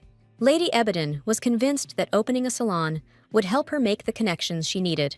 She knew perfectly well she didn't have the money to pay back the loan, but she had plenty of skills she planned to use instead. Plus, if this whole thing works out, the prince can get the Olden family under his thumb, since they're having some difficulties with their magical item production. The prince thought about it for a second, then agreed. But since she's taking his money to open the salon, he'll be dropping by as an investor. After agreeing on the money, Margaret left the palace. Once the prince and the knight were alone, Kyle couldn't help but laugh. The prince was convinced that Lady Ebedon was one hell of a woman. Kyle didn't expect her to ask for the money as a gift, not a loan, which showed she had some serious nerve. Graham was sure the prince was into that kind of attitude from a woman. The guys also realized Lady Ebedon was helping Valita, but where she got the secret intel was the question. It made the prince think that Lady Olden wasn't as simple as everyone thought. Then Kyle complimented Graham on his sharp observation skills. His Highness figured Valita was taking control of her old man, and the knight should be happy about that, since he's got a thing for her. Graham denied he liked the girl, claiming he was just worried about her. Kyle started teasing his buddy, saying other knights would be hitting the salon with him, but then realized the knight was actually going to go with him. Meanwhile, Noah was listening to his servant's report. Turns out, the Olden family's got some serious problems with their magic stone production, problems that can't be fixed right now. Their customers have also noticed the drop in quality. And it all started 2 years ago. Noah was surprised by the date of the Olden family's decline. His rival's first problem started 3 years ago, when the slaves escaped from Ananta. The man remembered that the Tan clan twins escaped that day. He started piecing the puzzle together. It felt weird to think Valita was behind all this. Noah knew Lady Olden wasn't what people said, but he had no idea how skilled she really was. So far, our guys have rescued some of the slaves who become mana stones, but a lot are still locked up. The servant figured the rescued slaves would be on their side if they got food and treatment, but they might also rebel. If they can't help us, they don't belong here. After that, Noah got a report on the new magic tool production, and he was blown away by the quality and variety. The guy was impressed and wanted to know where the workshops were, but that was a problem since they were scattered all over the city. Just then, the guy noticed a drawing of something he'd seen before. He'd seen the exact same thing on the girls' table at the cafe that day. Now, Noah had absolutely no doubt, and he decided to check out that cafe again. He needed to meet with Valita and get some answers to all his questions. Meanwhile, Valita met with the Viscount and his daughter. Today, she wasn't there as Margaret's dad, but as Viscount Ebedon, head of the Flame Merchant Guild, and she wanted to strike a deal with him. That surprised him, and the girl started talking about how the quality of her family's magic tools had taken a nosedive. The Viscount knew about that, since it was the reason the price of blue gold had plummeted too. The man was drowning in debt, but he promised to pay it all back as soon as production picked up. But that wasn't going to happen, because Valita knew production would keep tanking. Before anything else, the prince is going to give her family the boot, since she knew damn well her actions were the reason her family was going down the drain.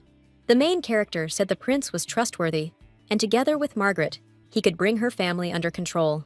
Margaret trusted her friend and the prince completely too. Valita, though, understood that the Viscount had a huge responsibility, being the head of the guild and his family, so she wanted to make a deal. The girl put the documents on the table and asked to buy their blue gold. The Abaddon family didn't know about the Olden's dealings yet, but the game had a bad ending where Margaret found out the truth and, well, things went south for her. That's why Valita didn't want to spill the beans just yet. Since the father and daughter were different people, Valita didn't want to fleece the Abodans. The contract had a fair price for the blue gold. Margaret didn't get why her friend decided to buy the material from them. It was simple. She wanted to get into the magical tool production game. The Viscount couldn't believe the girl was serious, but she knew her stuff when it came to manufacturing, which is why she wanted to start her own business. She knew her family had been struggling for the past 3 years, but the decline in production wasn't super obvious yet. Plus, if the supply of tools decreases, the price of tools from other manufacturers is going to skyrocket. Valita knew perfectly well that this would bankrupt her father, but she'd handle the business better than he ever could. She asked the Viscount to really think over her proposal one more time, because it was the only way to break free from her father's control. Margaret and her father started mulling over her offer.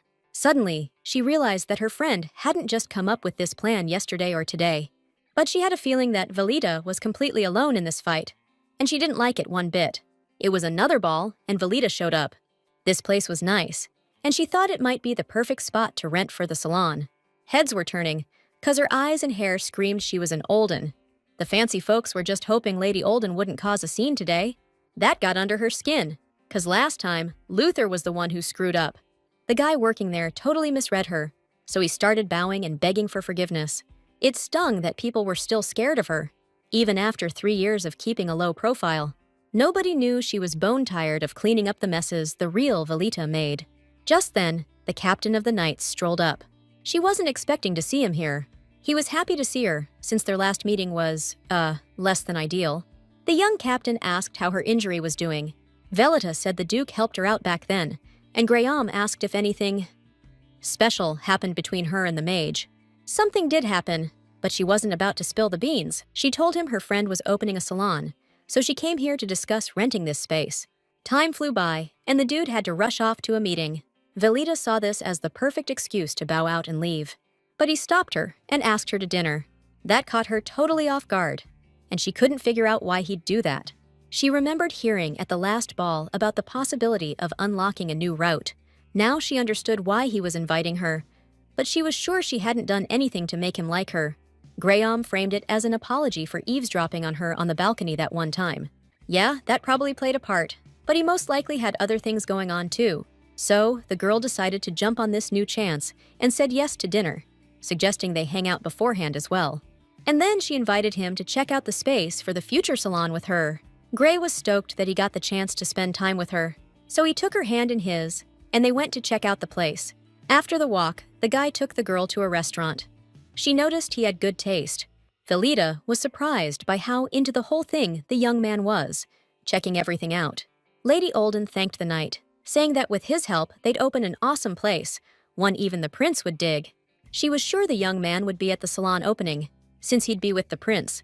Velita was also going to send him an invite, and if he showed up, he could eavesdrop on a very interesting conversation. He figured she was talking about His Highness. That's when it clicked. Lady Olden was the one backing Lady Ebedon. Now the question was, what could she and the prince be talking about? Plus, it just hit him why Margaret trusted her so much. So, he agreed to come to the opening, but asked them to send the invite to the order in his name.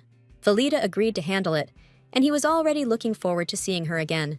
After dinner, Velita headed to one of her secret labs. Austin was already waiting for her inside. The assistant looked stoked today. He loved working and spending other people's cash. Lady Olden had said that since they were spending the prince's money, they might as well bump up everyone's salary.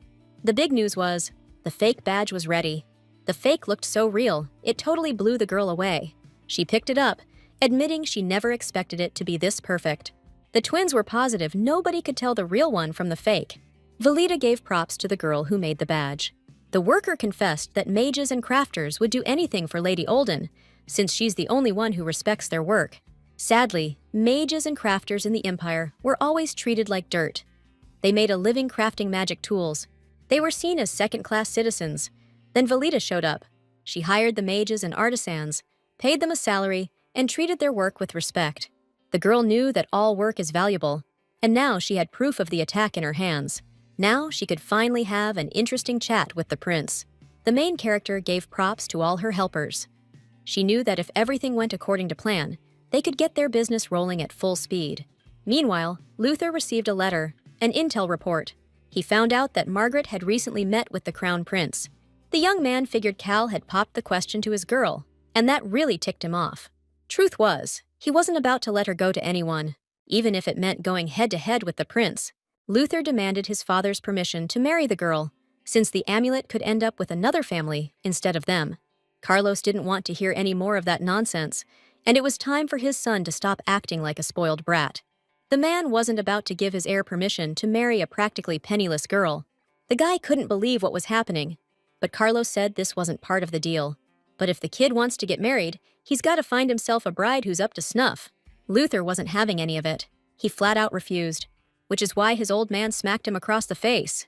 The young man hit the floor, and Carlos started laying into him. The old man was seriously let down. He hadn't fixed Ananta's problems, and all he does is whine about marrying some nobody. Dad demanded his son get an invite to Margaret's salon, or he could just forget about her forever. Then he remembered Velita's words, the ones she whispered to him at the ball. Meanwhile, the girls went shopping for some killer outfits. Velita calmed her friend down, telling her she could buy a dress with the prince's money. Besides, this dress is meant for the salon's grand opening. Lady Olden told her friend to get a grip and suggested one of the options in the catalog. This dress was super delicate and sweet. Margaret was hesitant, saying Velita would be better off buying it for herself. But our main character just wanted to give her friend a gift. But since it bothered Margaret, she might see it as some kind of payoff, since her dad made a deal with the girl. But Lady Ebedon was way too proper and said giving and taking bribes is a really bad look. That cracked Velita up. Everything was going smoothly until Luther burst into his sister's room. He was demanding an invitation to Margaret's salon opening. The girl sent her brother to her friend, since she was the owner of the salon. Velita knew her friend had turned Luther down, so he was harassing her. He might even try to snatch an invitation. But our girl warned him not to do that, seeing as he's the olden heir after all. Another one of their brothers overheard their conversation. A minute later, he reported the whole situation to their dad. Carlos knew his lovesick son had lost his damn mind. Looks like the middle son's gotta step in and handle this. If Glenn plays his cards right, he could become the heir. Glenn wasn't about to let this opportunity slip through his fingers. While the girls were handing out invitations to trusted clients, the guy was busy plotting how to nail his father's assignment. Meanwhile, Gray received an invitation from Velita. She wrote him a letter saying that if he visited their salon, he wouldn't regret it. At the same time, Noah and his servant were walking through the dark alleys of the city. The servant was shocked, and even the mage himself didn't know what kind of creatures had appeared in the city. It was a pretty weird-looking species, even for monsters. The thing was, this unknown creature could grow. Right now, it was about the size of a rabbit and managed to wound him. So what would happen if it got even bigger? The young man also realized that these creatures could cause problems for the Empire, so he decided to hide it in a special place. After all, he needed to conduct research first. Then he pulled out the salon opening invitation from his pocket. This invitation was the most important thing to him right now. All right, the first guests are here for the grand opening. The ladies were digging the vibe, and that made Margaret happy. Before the rest of the crowd shows up, the girls can grab some drinks and cake. These are treats from the Garden Cafe, a favorite of the high society ladies.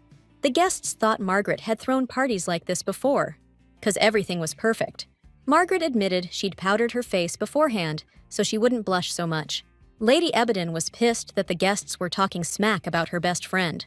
Velita told her earlier to just ignore the negativity, whatever people say. Margaret felt bad that her friend put up with that kind of treatment just to get ahead. Just then, she was told the prince and the captain of the knights had arrived. The guys walked into the place. Everyone there started greeting him, looking pretty surprised he showed up. Kyle was worried he wasn't much help with the salon stuff, but Margaret smiled and said he'd been a huge help, so she was glad he came. Velita watched all this, realizing things were moving faster between those two than she expected.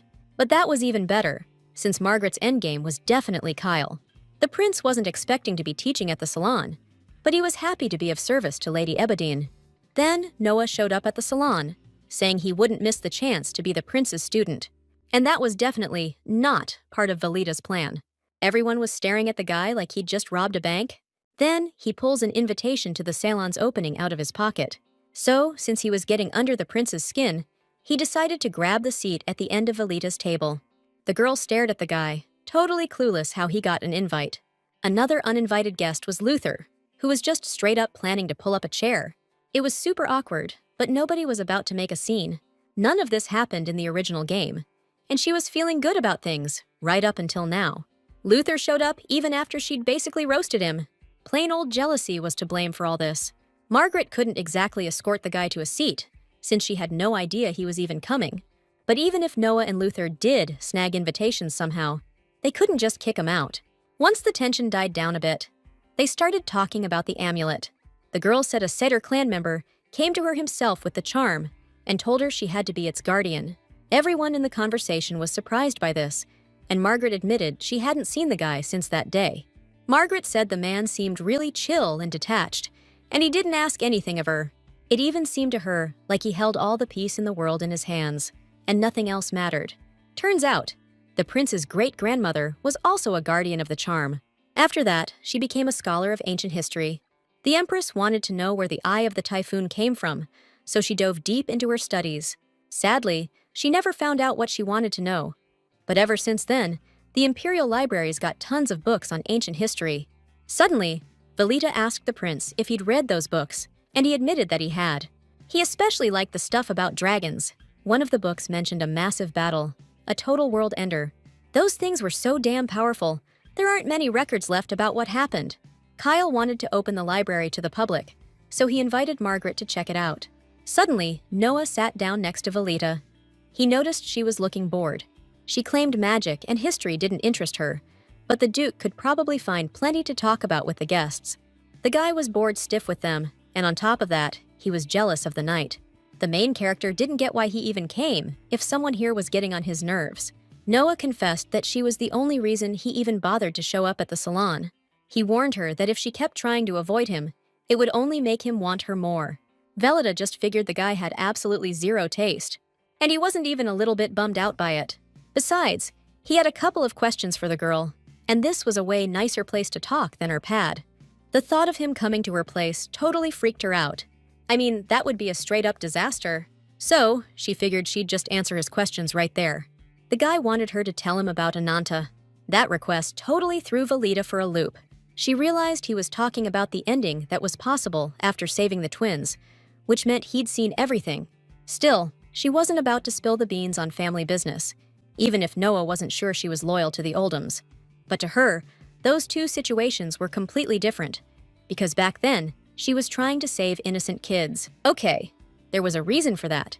But the Duke took it a step further and asked the girl to join him against the Oldhams. Velita couldn't figure out what was going on in this guy's head, especially since he hated snakes, and he wasn't shy about admitting it. Except Lady Olden wasn't anything like a snake. That's why the guy had a hard time believing she was her father's daughter. Still, it wasn't a deal-breaker for him, and the only way to find out if she was a snake or not was to have her close by. Besides, there was something else that interested him, beyond Ananta. Like that soundproofing magic gizmo she used at the cafe. Right then, Velita realized just how observant this guy was. He'd actually noticed the tools her workers were making popping up on the market. That was just a small sample. Full-scale production was supposed to kick off after the talks with the prince. It's all because if she'd started selling without prepping, the Oldens would have come down on her hard. That's why she kept everything under wraps until now. Just then, Graham strolled up, saving the girl from an awkward chat. He passed on a message from Margaret, who was waving at her, which totally made Velita's day. Lady Olden apologized to the Duke for having to leave him, got up, and headed over to her friend. Meanwhile, Noah was already plotting how they'd need to talk somewhere totally private. The knight confessed he was worried about her, 'cause the Duke's got a real reputation, you know? Graham also pointed out that she arrived with guards. But last time there were two, and today there's only one. The guy had to admit Raheel was good, 'cause if he'd been any further away, he'd have been completely invisible. Velita laughed, but mentally kicked Raheel for being so careless. Everything would have been fine. But then she remembered that in the game settings, Graham and Noah were on the same level, which meant the Duke was totally in the loop about the twins too. But he wasn't letting on. A minute later, the knight brought Lady Olden over to Margaret and the prince. The main character greeted the prince and introduced herself. The guy admitted he'd heard a lot about her. After all, Margaret was always singing her best friend's praises. Velita chimed in, saying she wouldn't be friends with someone who's always lying, and the prince agreed that Margaret was a straight shooter. But Velita was another story. She told the truth, just not to everyone. To top it all off, there were times when she told the truth, but people thought she was lying. The prince wanted to talk to her right now about those magical artifacts, because it's directly related to the topic of this salon. Since a serious conversation was starting, Velita asked her friend to mingle with the other guests. Margaret left, and Lady Alden was alone with His Highness. Velita then asked Kyle point-blank what he knew about her father attacking Lady Eboden's carriage. But there were 2 attacks that day, and she found a crest at the scene. The guy immediately realized it was a high-quality fake, made by a real pro. The main character gave him the crest and asked him to figure out if it was fake or real, and if it was the real deal, to crush the snake once and for all. She wasn't pushing him either way. The choice was entirely the prince's. She was hoping this fake badge would be enough to prove she'd been attacked. After all, she'd bombed the last quest, so this was her only shot. Just then, admin mode activated. Because the badge was a phony, the girl realized this world was different than she'd planned, because the characters were living their own lives. So here, she wasn't just Velita, but also the developer, and that meant she could use cheat codes. That was the best damn news ever. Now she could hook up with anyone, but resetting things herself was a pain. Okay, she tweaked the settings so she got the badge and everything was golden. She changed the quest requirements, but the second she tried to change the punishment, lightning struck. And just like that, everything went back to normal. It hit her that even with a cheat code, she couldn't dodge the penalty for failing the quest. Kyle took her behavior as fear, 'cause she really was in deep trouble if Luther found out. Velida, by hook or by crook, was determined to beat the Oldens, and she wanted to metaphorically slap some sense into her brother, 'cause Luther had laid hands on her more than once, and she wanted to return the favor. The prince was thinking this girl might have already hit her brother and was itching to do it again.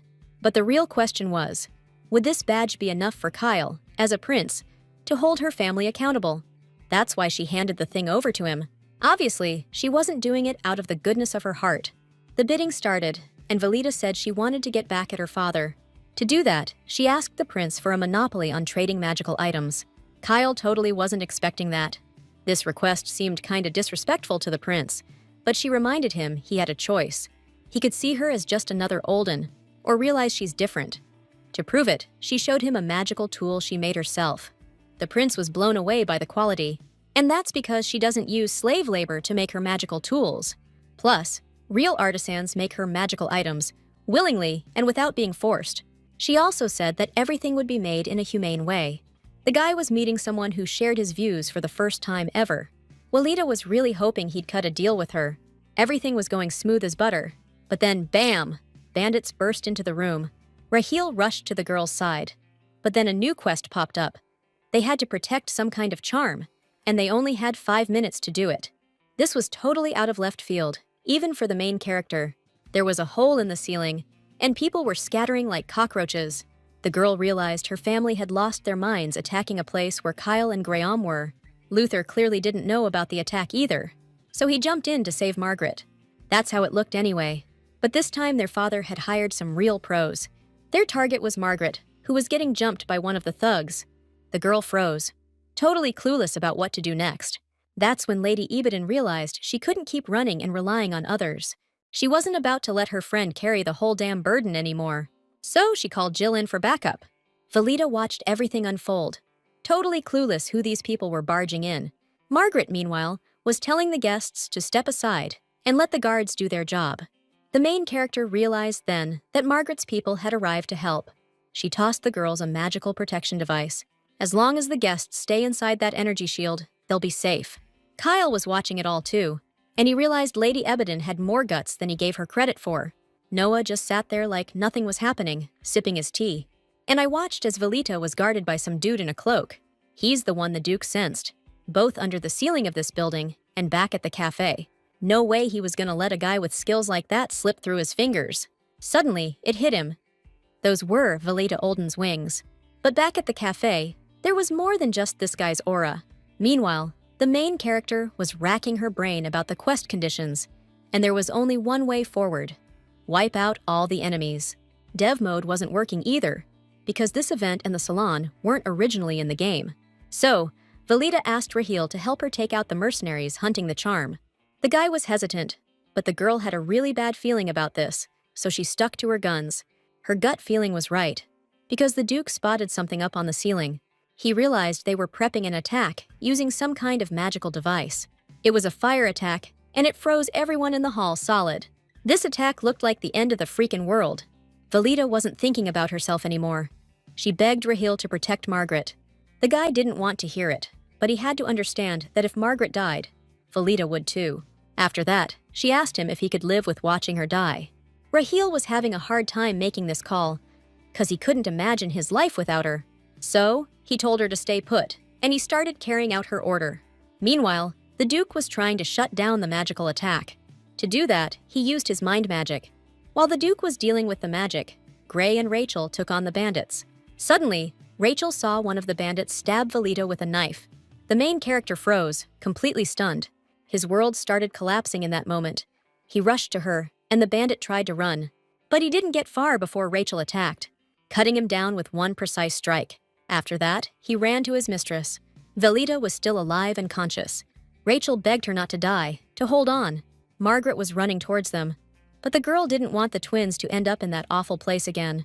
Looks like someone wasn't about to let Lady Ebedon get any closer. Raheel was ready to off anyone who even breathed in her direction. Margaret was bawling, hoping for some kind of cure like her friend used to take. Just then, The Duke showed up and told the guy to back off the girl. Noah knew she was a goner if this dude kept going the way he was. Raheel was fuming, but he knew the guy had a point. Noah shoved the guard aside and got to work healing the main character. He activated his healing magic and channeled it right into Velita. The Duke knew that without his help, she'd be pushing up daisies. But now she was starting to come around. But on top of the healing magic, the guy was also using some tracking magic. As soon as she came to, she ordered Rachel to head to the Ebedon estate, but she asked the Duke to stay put. After the failed attack, Carlos punished his son because the situation had gone from bad to worse. Luther also came to his father to pay his respects and got punished too. He revealed that Velita wasn't dead and that Noah had saved her, which enraged his father. Not only did the girl lie to her father about her relationship with Noah, but also about the twins from Ananta. This was a real bombshell in the conversation, because their problems started right after the twins disappeared. Carlos couldn't believe his own daughter had been pushing him toward disaster for 3 years. Just then, there was an explosion and the main gates collapsed. It was Noah, watching from the air, seeing Carlos and Luther start to scramble. This was the Duke's revenge for those people daring to attack Velita. Even on death's door, Lady Alden was beautiful and composed. This whole situation was reeling him in. So many questions and so few answers. What was also strange was that tracking magic wasn't working, but he decided to think about that later. Now was the time to carry out his plan. Velita was asleep, and Raheel was sitting beside her. She woke up, sat up, and asked why he wasn't taking off the bandage. Turns out they were in Margaret's house. After she sent the guy here yesterday, she disabled the tracking magic for 6 hours. She knew there were a lot of moving parts in this, but one thing was clear. Noah saved her life. Just then, Raheel spoke to her.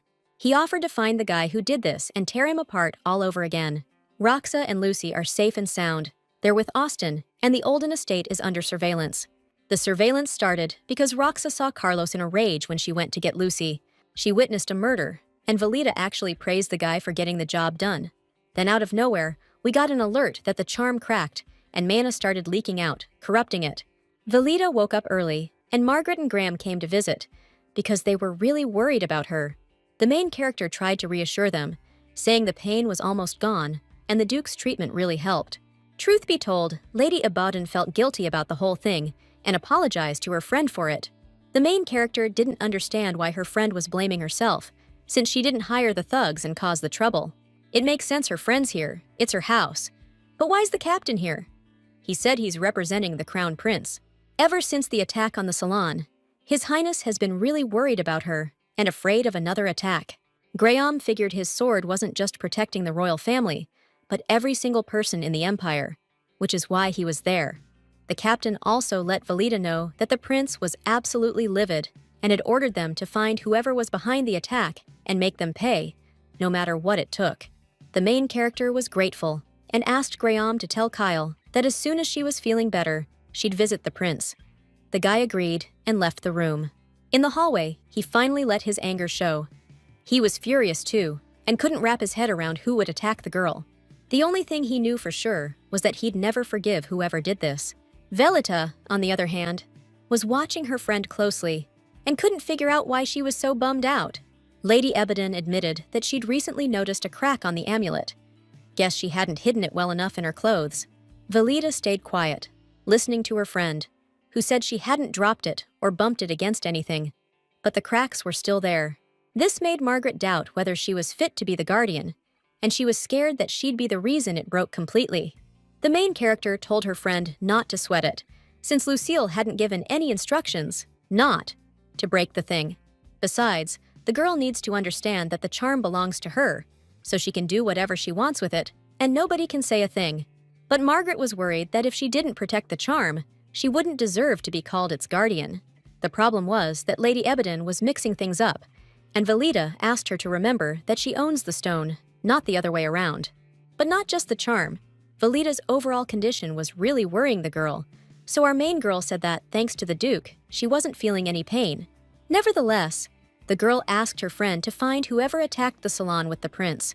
Margaret promised to do everything she could and not disappoint her friend, who trusted her so much. So, Lady Ibadan decided to make their enemies suffer twice as much as they did. After Margaret left, Velita realized the time had come, because since the charm cracked, its energy had started to leak out.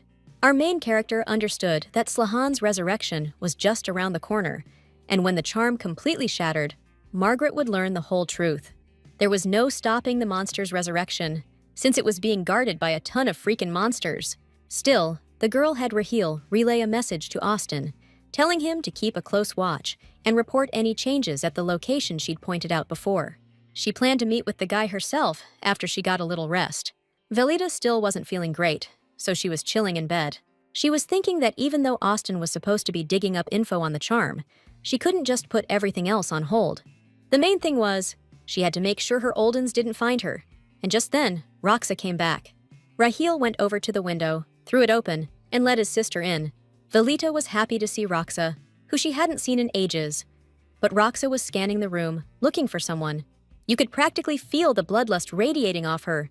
She wanted to get her hands on the lowlife who'd knifed Velita. She didn't know where he was, and her brother told her that the prince was already hunting the scumbag. It was clear the twins wanted to find whoever attacked their mistress themselves and make them pay, one by one. Natalie, hanging out on the balcony, saw right through them. Those siblings would waste anyone who even looked at the girl wrong. Velita was beyond shocked to see her there. Raheel chimed in that Austin wanted a word with Natalie. The stepsister, though, could not believe Austin Hill, the guy every noble house wanted to hire, was working for Velita. Natalie was also scratching her head about how her little sis managed to get the Tang clan kids on her side. The brunette figured that her sister was probably that mystery woman who wrecked the auction 3 years back. Natalie was giving her sister grief, because she always played dumb about their dad's business, then snatched the twins right from under his nose. Velita wasn't rushing to answer her sister's questions, and Natalie had even more now, seeing as family weren't allowed at the auction. When her sister clammed up, the brunette figured, "Guess ignorance is bliss, huh?" Even though she was dying for the deets, she didn't push it, just slid a package across to the main character. Basically, it was a gift from big sis to little sis, who'd taken a beating and almost kicked the bucket. The main character ripped open the envelope and started going through the stuff inside. It was dirt on their dad and the whole family. Something about an underground auction and making magic stones. Natalie was curious if her little gift landed well with her sister. This more than cheered up the main character. That was a pretty big move from Natalie, and Velita appreciated it. Plus, Carlos's stamp could come in handy on some documents. The brunette told the main character that their dad and Glenn staged the attack on the salon, and that's why their parent offed Glenn. The girl was kicking herself for not seeing the obvious.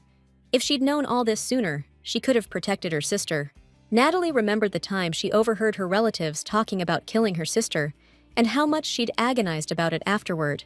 The main character used to just see her sister as a helper, nothing more. But now she felt something warmer towards her. Velita wanted to help her sister now, since she'd risked so much for her, and find a place where she could live safely. Since Austin wanted to meet Natalie, the main character decided her sister would personally deliver their family's documents. After all, if they want to make sure their enemies can't hurt anyone ever again, they need to make sure they're completely neutralized. Plus, Velita wanted to find a use for Natalie's gift, which is why she assigned the task to Austin. Rachel escorted the girl, and when he returned, he gave Velita a note saying that the magical energy in that place was starting to drain faster. Meanwhile, the prince was informed that the gates to the Olden estate had been completely destroyed. Graham confirmed the report of a massive fire, which made Kyle start laughing like a maniac. His Highness even felt a pang of regret for not seeing it himself, because he'll never lose interest in the Oldens going down. Still, he was also curious who was responsible, but the captain and the other knights had no clue. Graham was in charge of the investigation, and the prince was waiting for an answer about who started the fire. Just then, a servant entered the office and announced that Noah had arrived for an urgent audience with the prince. First an invitation, then a salon visit, and now an audience. Kyle was really starting to hate how frequent these meetings with the mage were becoming. Noah sat relaxed by the living room window, waiting for the prince and his loyal knight. Truth be told, His Highness wasn't exactly thrilled about the meeting, but the man came with good intentions and news. But the prince's worries didn't disappear when the conversation started. They only got worse, which saddened the mage. Turns out Noah was behind the fire, but he held back so the prince's people and other innocents wouldn't get hurt. The man confessed that he'd been itching to burn that viper's nest to the ground. Kyle understood the mage was taking a risk, telling him this straight to his face, but today he decided to let it slide. His Highness wanted to understand why the Duke did it. Was it because of the long-standing feud or the protective charm? Noah sighed and said that the charm wasn't that interesting to him. The prince pondered the reasons and concluded that the attack on the lovely Lady Olden must have provoked his guest. Herzog knew way too many people were after that charm, so he wasn't even gonna bother trying. Kyle actually felt a little bad for Valida, since Noah was head over heels for her. Driven by his feelings for the girl, Noah offered to help the heir take down the Oldens. He knew damn well the Oldens were frequent flyers in the capital's back alleys, which were the mage's natural habitat. In a way, the snakes' lives depended on the prince, so the Duke wanted to crush their whole operation. The prince realized this guy had a serious beef with Carlos, so he decided to team up with him. And the first piece of intel the Duke dropped on the prince was that monsters were being born in the shadows. Noah admitted that the monsters looked like some kids sculpted them out of clay. The mage spent ages in the library, buried in books, but found squat about these creatures. Still, he wouldn't be the best at what he does if he learned nothing, so he had to put in some extra elbow grease. The mage tested it out, and turns out even at that size, they can hurt him. The prince was freaking out. On top of everything, they were growing. So the Duke figured Graham should handle this. Graham, on the other hand, thought it was the Duke's family's job to keep those nasty creatures from attacking the Empire. Noah wasn't refusing, but he was going to personally guard the Empire's capital. The captain gritted his teeth when Noah said he didn't know who would protect the Empire from monsters if he wasn't around, or went around. The captain didn't want to deal with it, because he knew the Duke was paving the way to get with Valida. But he didn't have a choice, so he decided to put together an investigation team to gather intel. His Highness hoped his subordinate wouldn't let him down, because if he did, the whole empire would be in deep trouble. His Highness remembered an old prophecy his family kept, and he really hoped it wouldn't come to pass. Meanwhile, a maid told Valida that His Highness had arrived for a visit. Well, that was a curveball, even if she understood why it happened. Messed with her schedule a bit, though. She got dressed, and the Ebonian Estate's butler escorted her to meet the prince. Meanwhile, Kyle dropped by to see Valida, and while he was waiting, he ran into Margaret. The main character couldn't help but notice the lovebirds' little flirt session.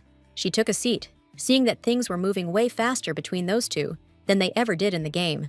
It gave her this weird feeling, like a mom whose daughter just got a boyfriend. Valida told the prince she was doing fine, and she really wanted to believe it. Pleasantries over, the prince got down to business and asked Margaret if she knew what Valida had asked of him. Lady Ebodin knew, and she was done being dependent on the Olden family. Kyle pondered. The Empire always needed the Oldens and the magical artifacts they made. But the prince decided to find a new supplier of magical tools, so he wouldn't have to rely on Carlos anymore. But the second he saw the amazing artifact, he knew right away where all the other items would be made. He gave it to a mage to study, and the guy was blown away by the quality, plus there was no anger, fear, or sadness in them.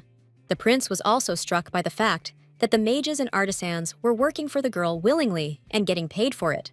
Kyle grinned, realizing he had absolutely no reason to refuse to sign a contract with Valletta.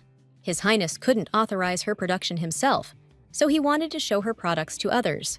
That was a good sign, so the main character calmed down. Knowing she'd won His Highness over, she was going to prepare the best tools for the presentation, hoping the Emperor would put a stop to her father's questionable activities. Kyle admitted he was really looking forward to her presentation. Valletta decided to choose a butterfly as the symbol of her products, thinking it was perfect. Kai was, yet again, blown away by the sheer guts of the girl standing before him, and all because the main character had asked His Highness for a ride. She was practically vibrating with anticipation, waiting for her dad to realize his whole empire was crumbling thanks to her. After that, she promised the prince she'd send him intel on Ananta soon, and for now, the badge and the documents he had should be enough. In that moment, Kyle realized he wasn't looking at a butterfly, but a spider, one that could devour a butterfly. Valida knew her father was behind the attack on her, so just stabbing him in the back wasn't gonna cut it. The prince didn't expect her to be running around and gathering intel in her condition, but the main character was fine, since Noah had healed her wounds.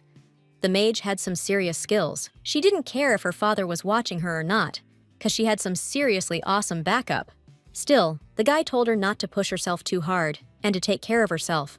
Kyle couldn't grasp her recklessness, even though she claimed she wasn't one for self-sacrifice. From where he was standing, it looked totally different. She knew her actions could be seen that way, but she was really just trying to make amends for her screw-ups.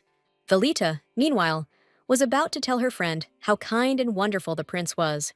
The prince got all flustered and ducked back into the carriage when she offered to help him with his love life. The guy was totally lost about what just happened, so he wanted to get the heck out of there, away from her. The main character even teared up a little. She didn't expect the prince to be so sweet.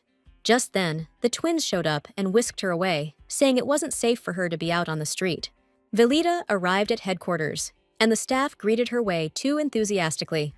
It was like they were all her biggest fans. Once she got over the crazy welcome, she noticed Natalie sitting on the couch. Her sister wasn't exactly suffering here, but she was annoyed that everyone worshipped Velita. That's when Austin spoke up. He'd gone through the documents and cooked up a revenge plan for Velita's enemies. Natalie didn't expect the guy to be like that, and even Velita thought he was going a little overboard. The guy was planning to, take care of Carlos and all his goons. Once things calmed down a bit, Natalie admitted she hadn't realized her sister and her cronies had been sabotaging Ananta's work all this time. The brunette totally supported the main character. She'd gotten a hard time from her own family because of her hair color. Natalie was happy to help her sister. Plus, Austin had dug up dirt on all the family members, and Velita was aiming to monopolize trade. It was obvious the main character had surpassed Carlos. They always say geniuses and villains are two sides of the same coin. Austin remembered his first meeting with her, when he was kidnapped on her orders. It was clear what she was all about even back then. That kind of bummed her out, 'cause she didn't expect him to bring all that up. Just then, Jerome walked into the office with a report. Natalie never expected the Garden Cafe to belong to her sister, and all the rumors about her and the manager were just a smokescreen to avoid unwanted questions. Speaking of rumors, the hot topic right now is the attack on the salon. Lady Ebedon's reputation also got a boost. People loved how she handled herself during the salon attack. Natalie realized her sister was using the cafe to gather intel. Now, it's time to start a rumor that the Ebedon family is the one supplying blue gold for magical tools. This will help Margaret begin her liberation from the Olden family's influence, because once Margaret becomes independent, she'll be truly free. To make it happen, Velita was planning to seriously deal with Ananta and cut her off at the source. Suddenly, Jerome mentioned they were talking about Lady Velita too. Rumor has it, after she was wounded, she was a total mess, screaming, crying, really going through it, and then she passed out.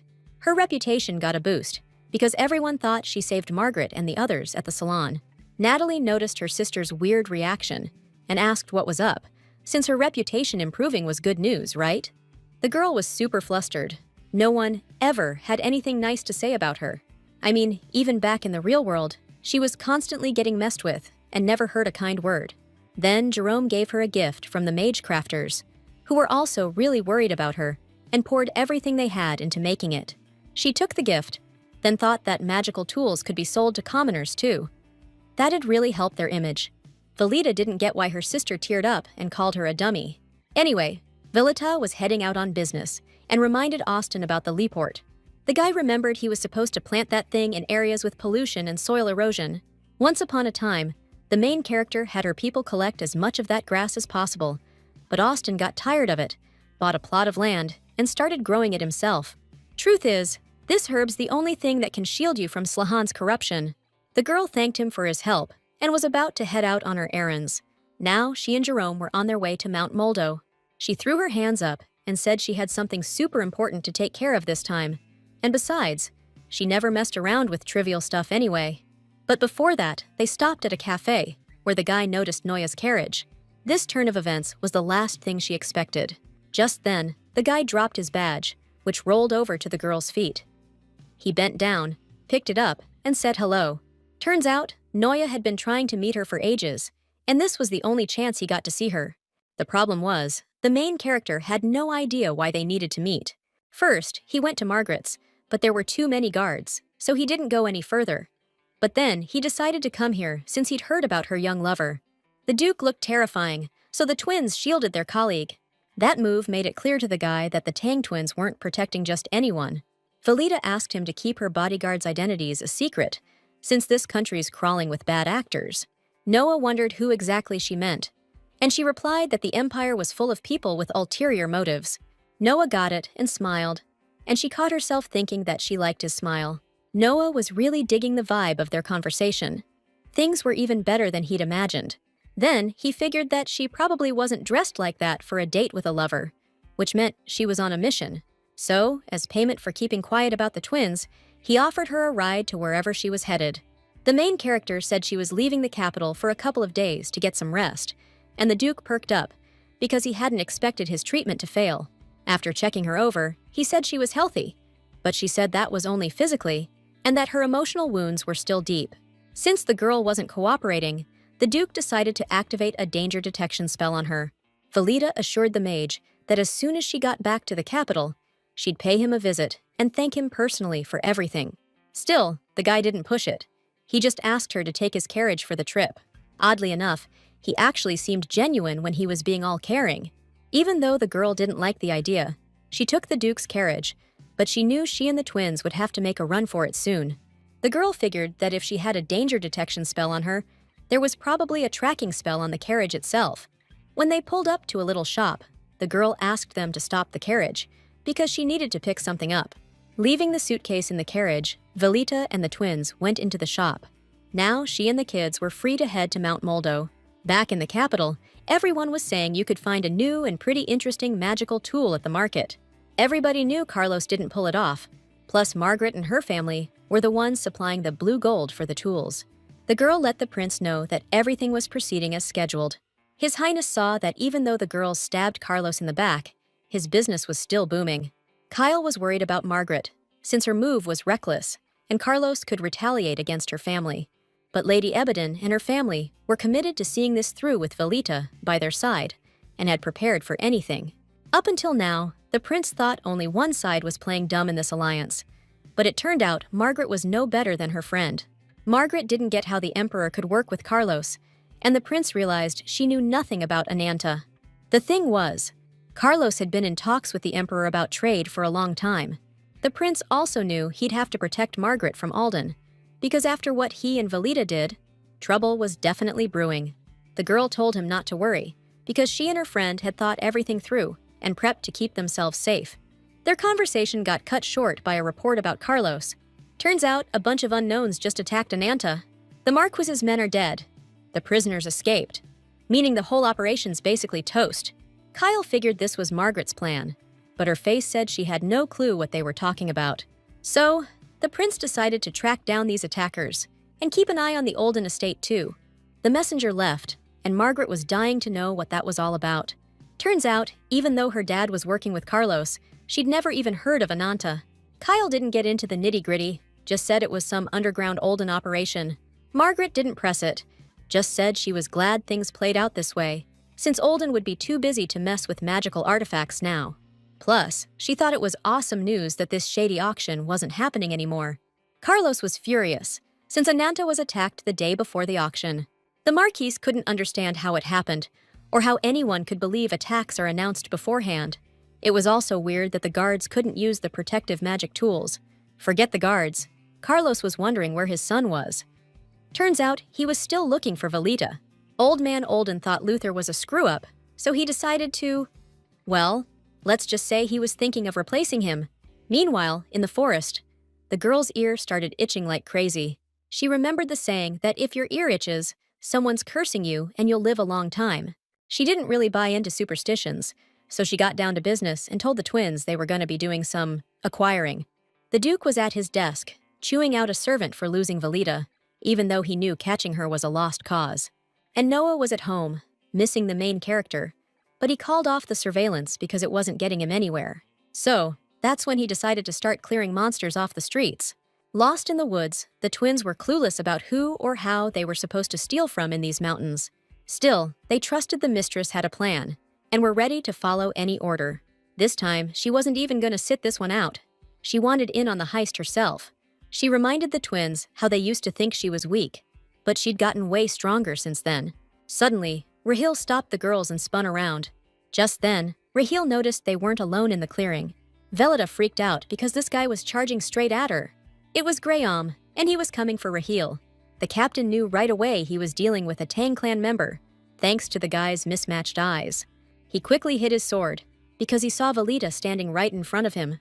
Even though the knight apologized, The brother and sister already hated him for scaring their lady. The girl stood up and asked what was going on, why he was waving his sword around like a maniac. The man couldn't tell her about his mission, but he begged her to leave the mountain because it was dangerous here. He thought this place was too dangerous because of the monsters, so he and his squad came to wipe them out. The problem was, these monsters are otherworldly beings, so they can pop up anywhere.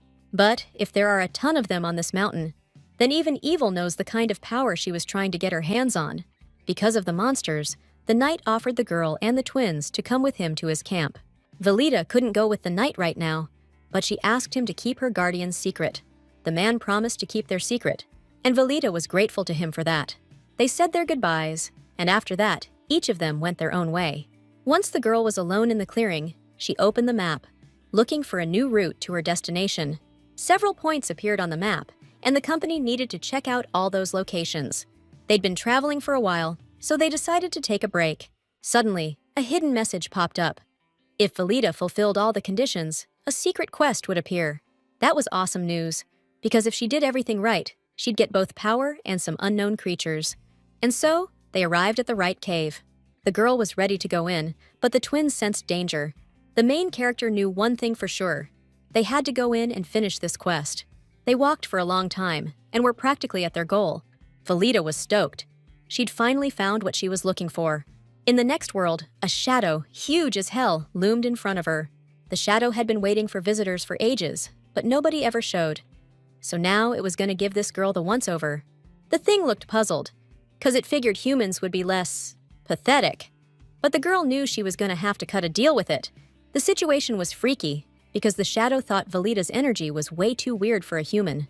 The girl grinned and said he'd only find out who she really was if he came with her.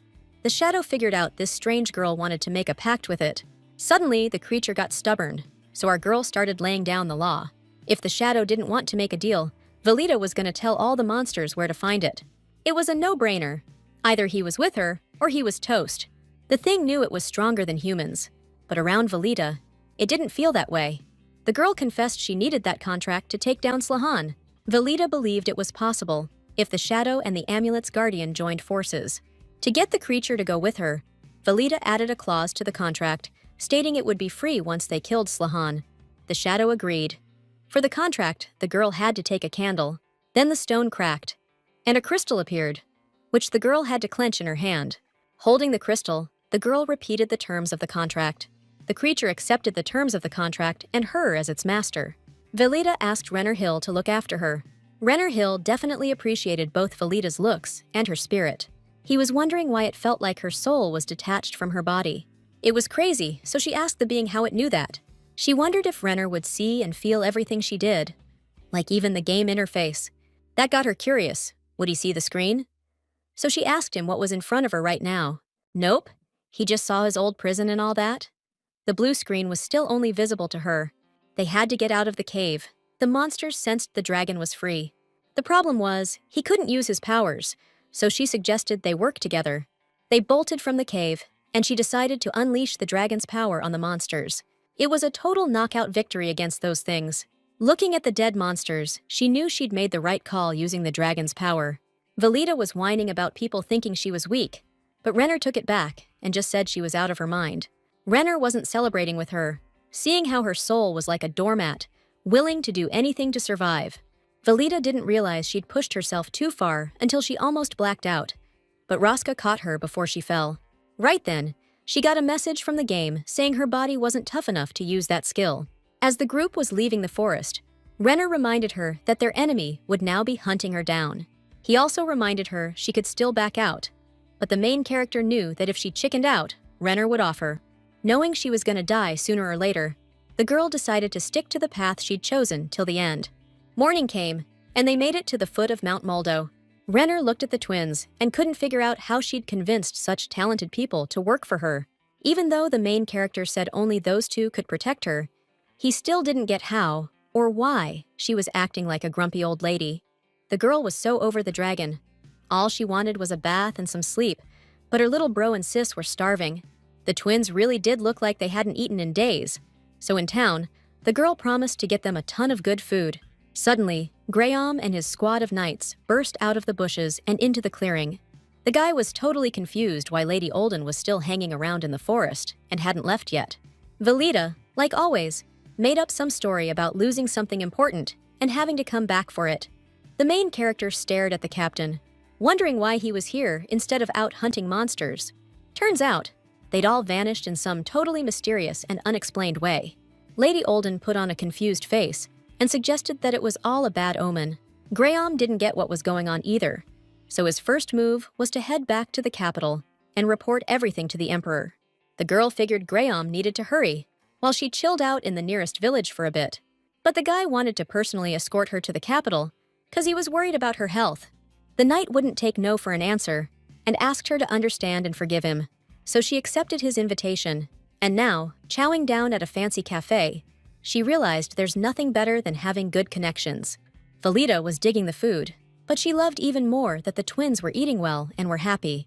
The girl had to eat more than usual today, since Renner hadn't tasted food in ages and was now making her chew for him.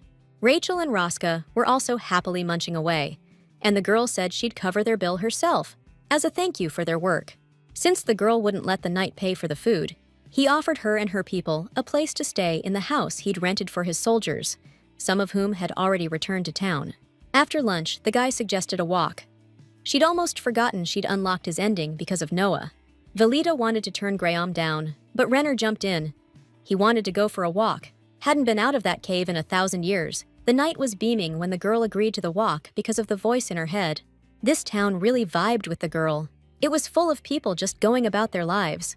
Even so, it was super chill, and the knight loved being there because of the peace and security he felt. Graham confessed that after the attack at the parlor, he felt guilty that she got hurt. Velita reassured him, saying it wasn't his fault, and besides, this town only had peace and quiet because of him.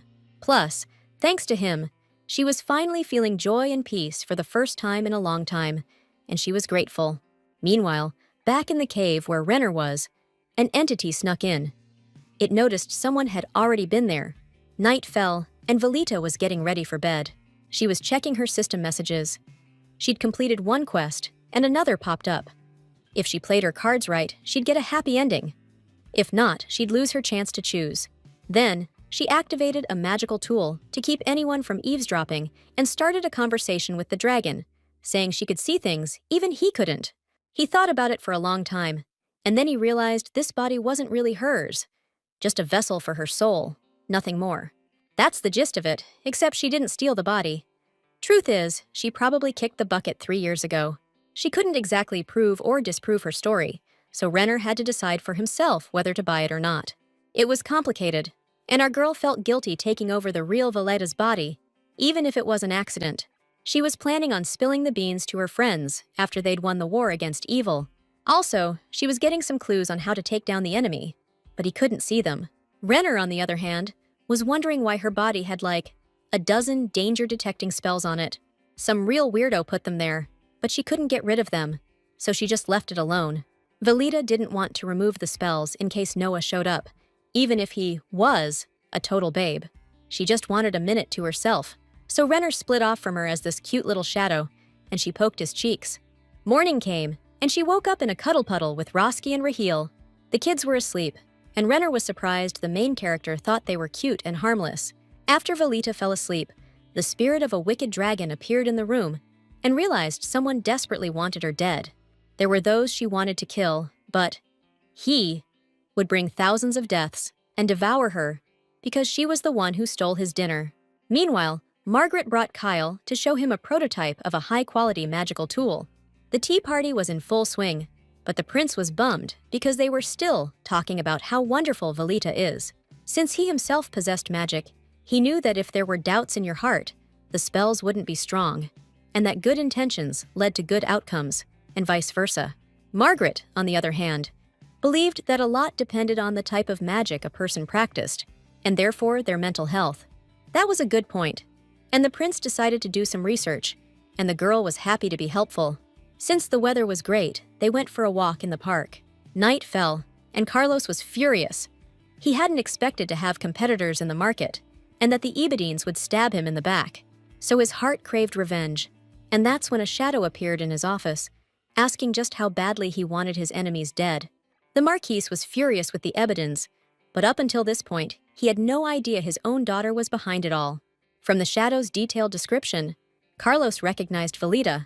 The shadow conjured up a black pill for Carlos, saying that when he swallowed it, he'd gain the power to off his daughter. He wanted revenge, but he didn't want to risk it himself by swallowing some mystery substance, so he called Luther in. Meanwhile, Noah was slaying monsters in the city streets. There used to be way fewer of them. The Duke didn't want to do everything himself, so he decided to call Elliot. Although on the other hand, things weren't so bad yet. The assistant also informed the mage that Graham had sent a report after the sortie to Mount Moldo. The report stated that the monsters vanished in a split second and never reappeared. Right now, the monsters in the meeting weren't his concern. He was worried about how long Velita had been gone from the city. Turns out, it's been 10 days. Noah didn't get himself.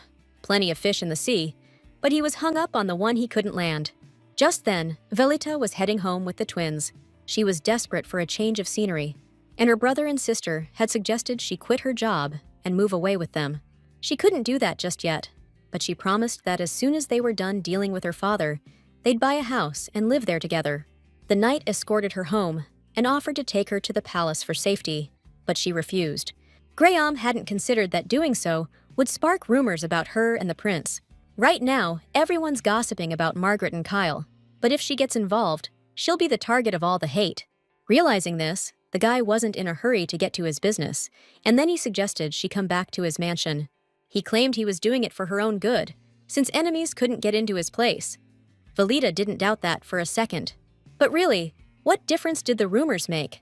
Even if they were about her and the captain. It took him a second to catch her drift.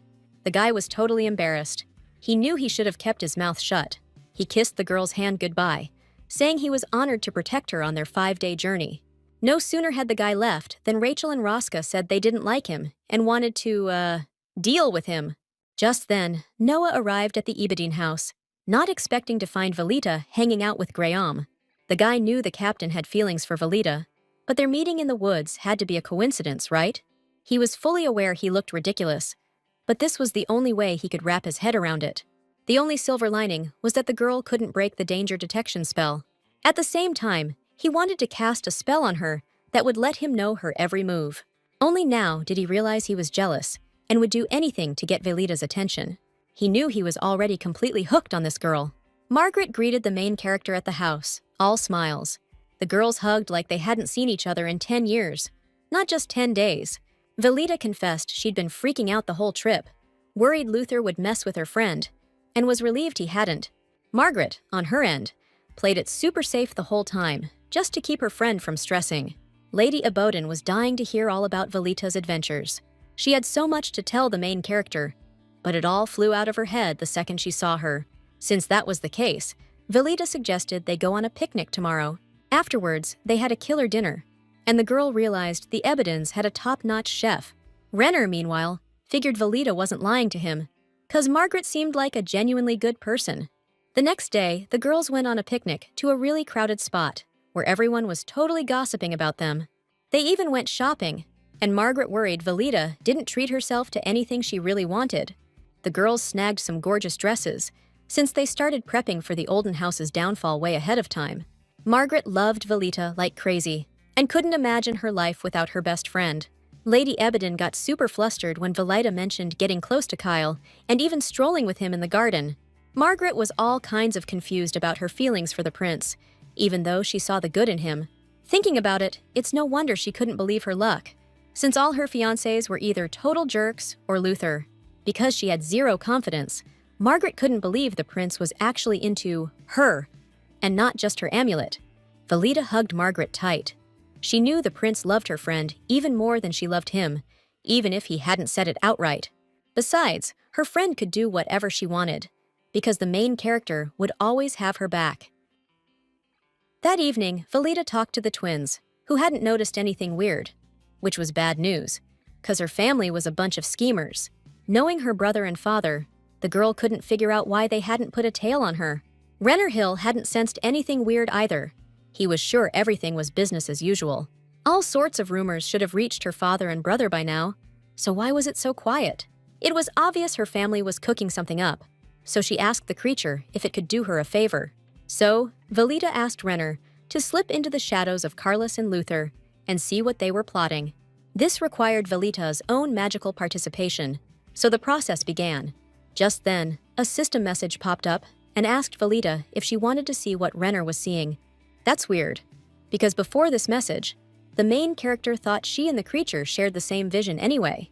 To see everything Renner saw, the girl tapped the corresponding button on the screen. She flopped onto the bed and started watching the blue screen in front of her, like it was a TV. The silence in the house was giving the main character the creeps. She told Renner he needed to check out Carlos's study on the 3rd floor.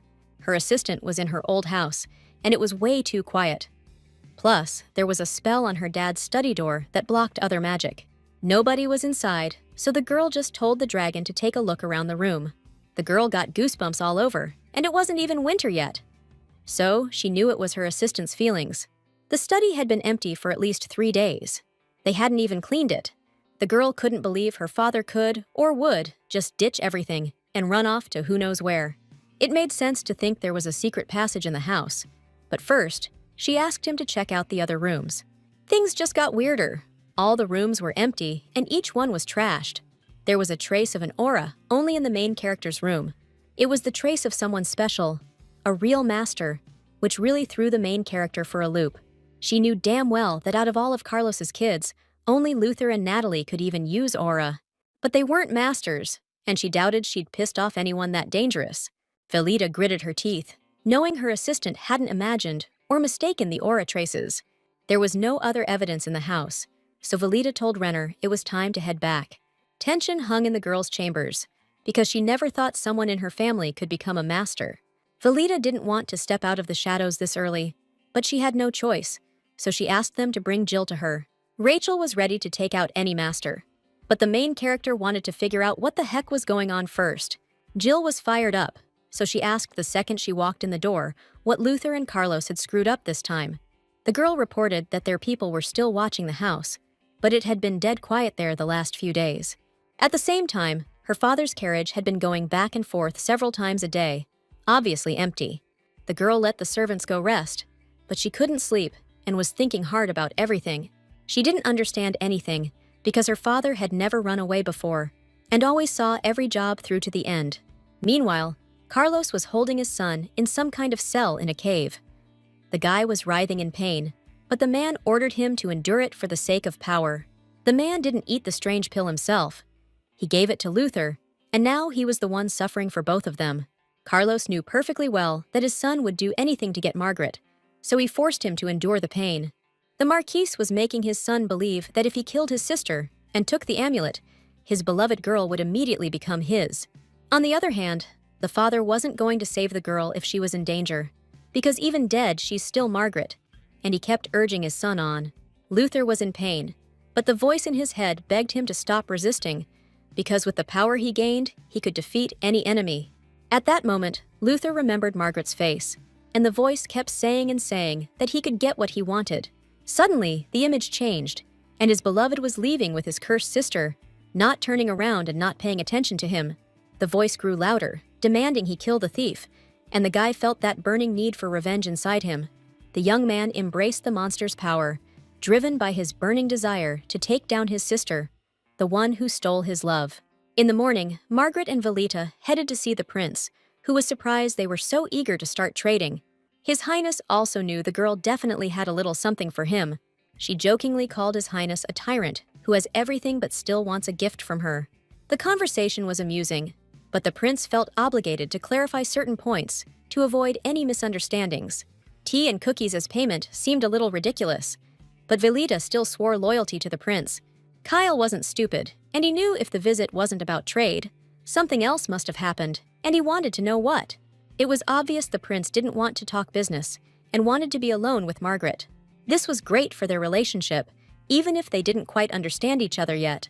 It started with staking out the Olden estate. Her people had to keep watch from a distance because of the nights. Kyle was impressed by how calm she was, even though what she was saying was basically admitting she was the one who attacked Ananta. Velita had kept this secret from her friend until now, so the prince didn't know what she was planning by being so open. Plus, no one was watching them at the picnic, which meant Carlos and Luther knew about her. business. Kyle didn't even want to know what else she'd been up to. But the lack of surveillance was seriously fishy. That's exactly why the main character snuck back into her old house for a little bit that night. The prince was floored that basically kids had managed to outsmart his guys. The problem was, the house was empty. Kyle couldn't believe it, since his men had been watching the place day and night. Whether you like it or not, the snakes always got a secret escape route in his house. This was a major blow to His Highness, because the old Marquise had totally played him. Since Velita knew her dad and Luther wouldn't just sit still, it was crucial they got caught, and the prince promised to hunt them down. Velita apologized to her friend for having to put their plans on hold, because figuring out what her father and brother were plotting was more important. His Highness also reminded Margaret that she was in danger too. I mean, think about it. Olden Sr. wants to snag that charm for himself, and Luther's got designs on the girl herself. That's why Kyle and Velita begged Margaret to be careful and stick with the prince's knights everywhere she went. The girl had no choice but to agree to that. Afterwards, the girls had lunch with the prince, and they were amazed, yet again, at how good the food was here. Velita noticed that the table was only set with Margaret's favorite dishes, and if she didn't like something, the prince would have it swapped out for something else. Suddenly, Noah showed up in the flesh. The warmth in his gaze and his smile totally charmed our main character all over again. Plus, he was clearly happy to see her. Dude remembered the last time they met was when she was heading off for treatment, so he's stoked she's back in good shape. Velita gritted her teeth when he brought up that she owed him a visit. Truth be told, she'd spaced on that promise, because she'd been too busy thinking about the spells he'd put on her. Noah sighed hard, bummed that he hadn't even heard a peep from her. Had she really forgotten her promise? That wasn't it at all. It's just that she ran into a little unexpected situation. The main girl hadn't forgotten a thing and promised to come to him as soon as she'd shaken off her old self and grown some owl-like wings. That answer hit the guy hard, and she asked him to figure out for himself what her words meant. He took her words the wrong way, figuring she was just trying to keep him at arm's length. Then he added that she has no idea how dangerous a curious critter can be. Noah knew curiosity killed the cat, but at the same time, maybe it could take out someone else too. The guy kissed her hands and said he missed her like crazy.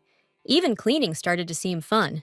He also hoped she'd sort out her situation ASAP and come back to him, or he'd have to get involved himself.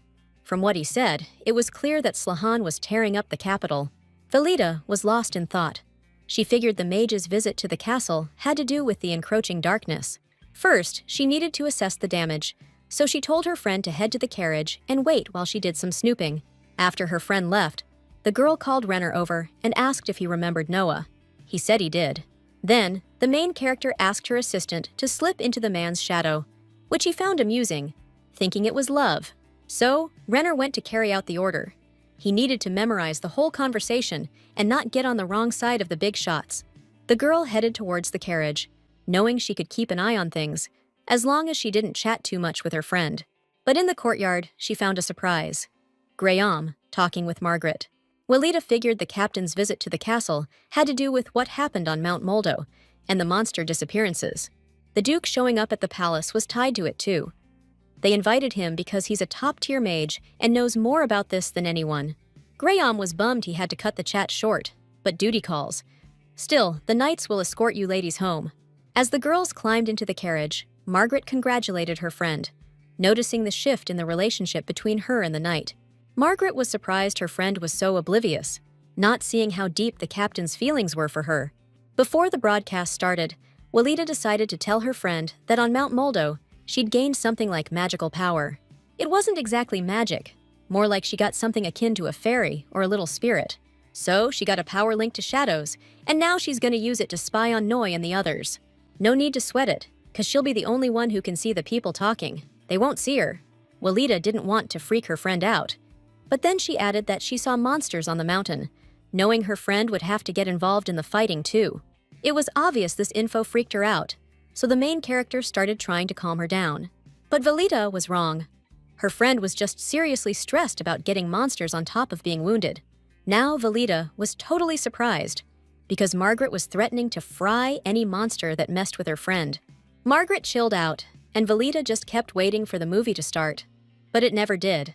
It started with Graham reading a report from his people about where and how many monsters they'd seen. and the biggest concentration of them was on Mount Moldo. Noah didn't know why or how the monsters showed up, but he knew for sure that if they vanished, it meant they were dead. Things in the capital, like everywhere else, were slowly going downhill because the number of monsters was creeping up, little by little. Plus, Noah noticed the monsters in the capital were acting weird, not hunting like they usually do. They were looking for something, and Velita realized they were looking for her and Renner. The dragon realized things were going south fast, and they needed to lay low until this whole mess blew over.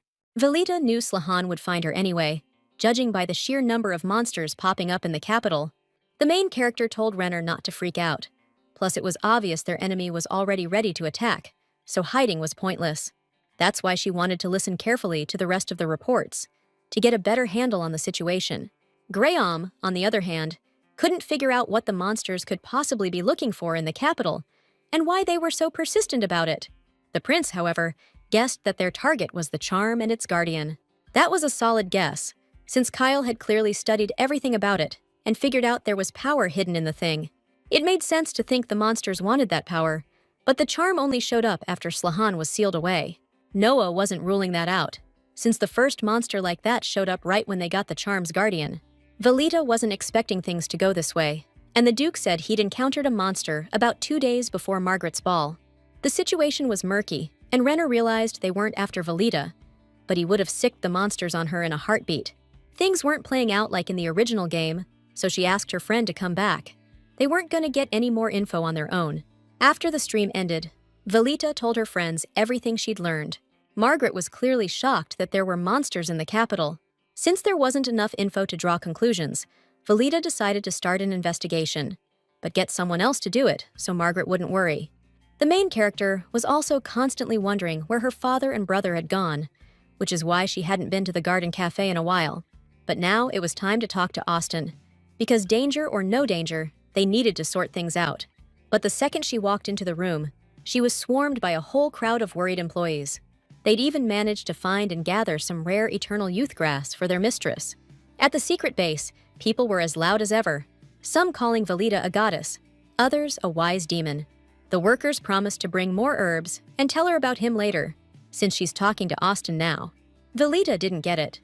If this herb was so valuable, why didn't the workers just gobble it down themselves on their way to her friend's office? Natalie was already waiting for them in the office, sprawled out on the couch. She was totally making herself at home, even though she paid rent.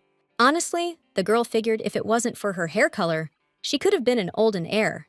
Velita thought hair color didn't matter, but it did keep her sister on her side.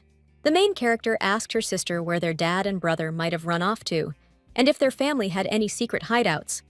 Turns out they had a few, but the brunette figured they probably hid in one she didn't know about. She pointed out the locations she knew on the map, but wasn't sure if her dad shared any vital intel with her. Still, they decided to check the known spots, just in case they got lucky. They solved one problem, but there was another, way bigger one. Monsters had shown up in the capital. Austin knew monsters had always been around, but the fact it was being brought up now meant things were super serious. Plus, even Noah had his people out there clearing the streets of those things, which meant their numbers were definitely growing. What was weird was that the monsters seemed to be looking for someone, which made you wonder if they were actually thinking or something. The guy was right, and if the monsters were hunting for something, Velita wanted them gone. Since they didn't know how to do that, she decided to introduce everyone to someone who did.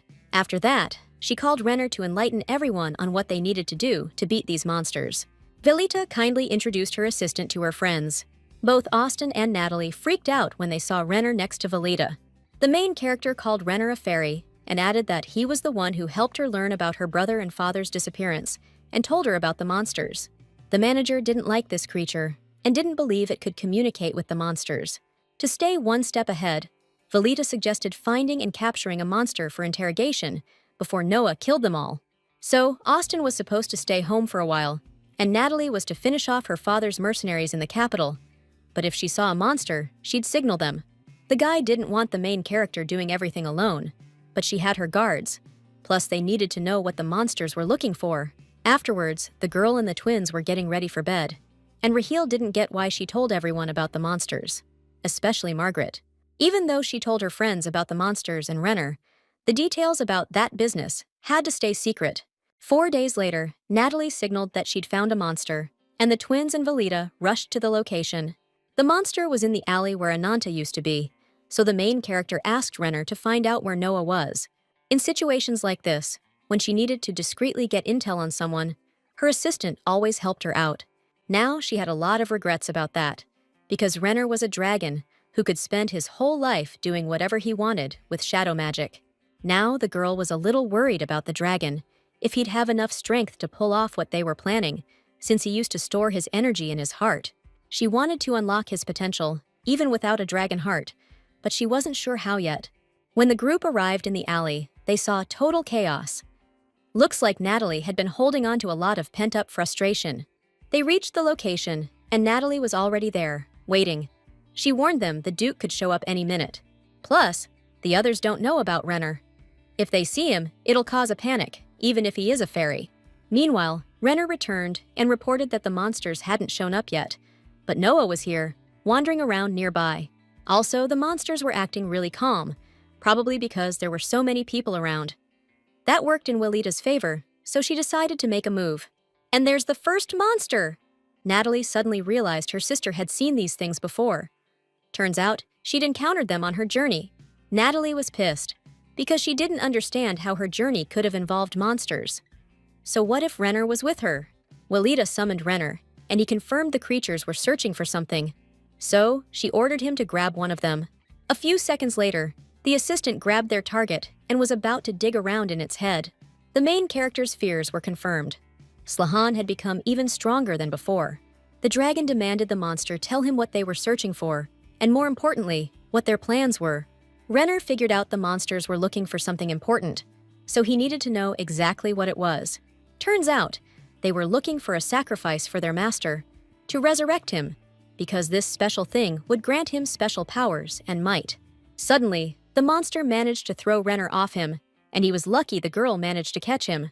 At that very moment, 100 red screens popped up in front of the girl, signaling danger. It was clear. If the girl continued gathering information, she'd be pushing her luck. She got a splitting headache, so she looked at her assistant and realized he was in bad shape. The situation was spiraling out of control, and Velita ordered Raheel, Rosk, and Natalie to take out the monsters. She herself was about to leave the alley when she suddenly saw a cloaked figure ahead. Definitely not Noah. When the guy pulled down his hood, Velita was floored. It was Luther, the one who ditched the twins. She couldn't believe her brother had gotten so strong, but he was clueless why she was so sure of it. Just then, the system pinged her with a message. Carlos and Luther had gotten dark powers and needed to be stopped. So that's how it was. Her brother and father got their power from Slahan. Carlos was furious at his daughter, not understanding how she dared take everything from them, and figured that taking her out would hardly be enough. Velita had one shot to maneuver, so she started by saying that sticking around her dad was a dumb move. Then she reminded her father that people aren't possessions. They don't belong to anyone, and they choose who they stand with. Carlos wasn't about to listen to his daughter's lecture and ordered Luther to grab those lowlifes.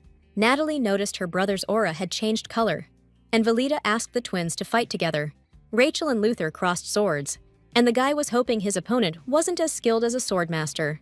But those were miscalculations, because Luther Alden's power was now on par with a master like Graham. Rachel asked his opponent how he got his power, even though he didn't want to get involved in that kind of thing himself. Velita went up to her father and asked him where he got this power from and what it was for. Unlike Carlos, the girl understood that the power of darkness would send him to his grave, and then to hell, so he'd be better off just taking the fall himself. After all, the truth about Ananta and his other misdeeds is out. The Emperor no longer supports him, and she's hitting up the magic tool market.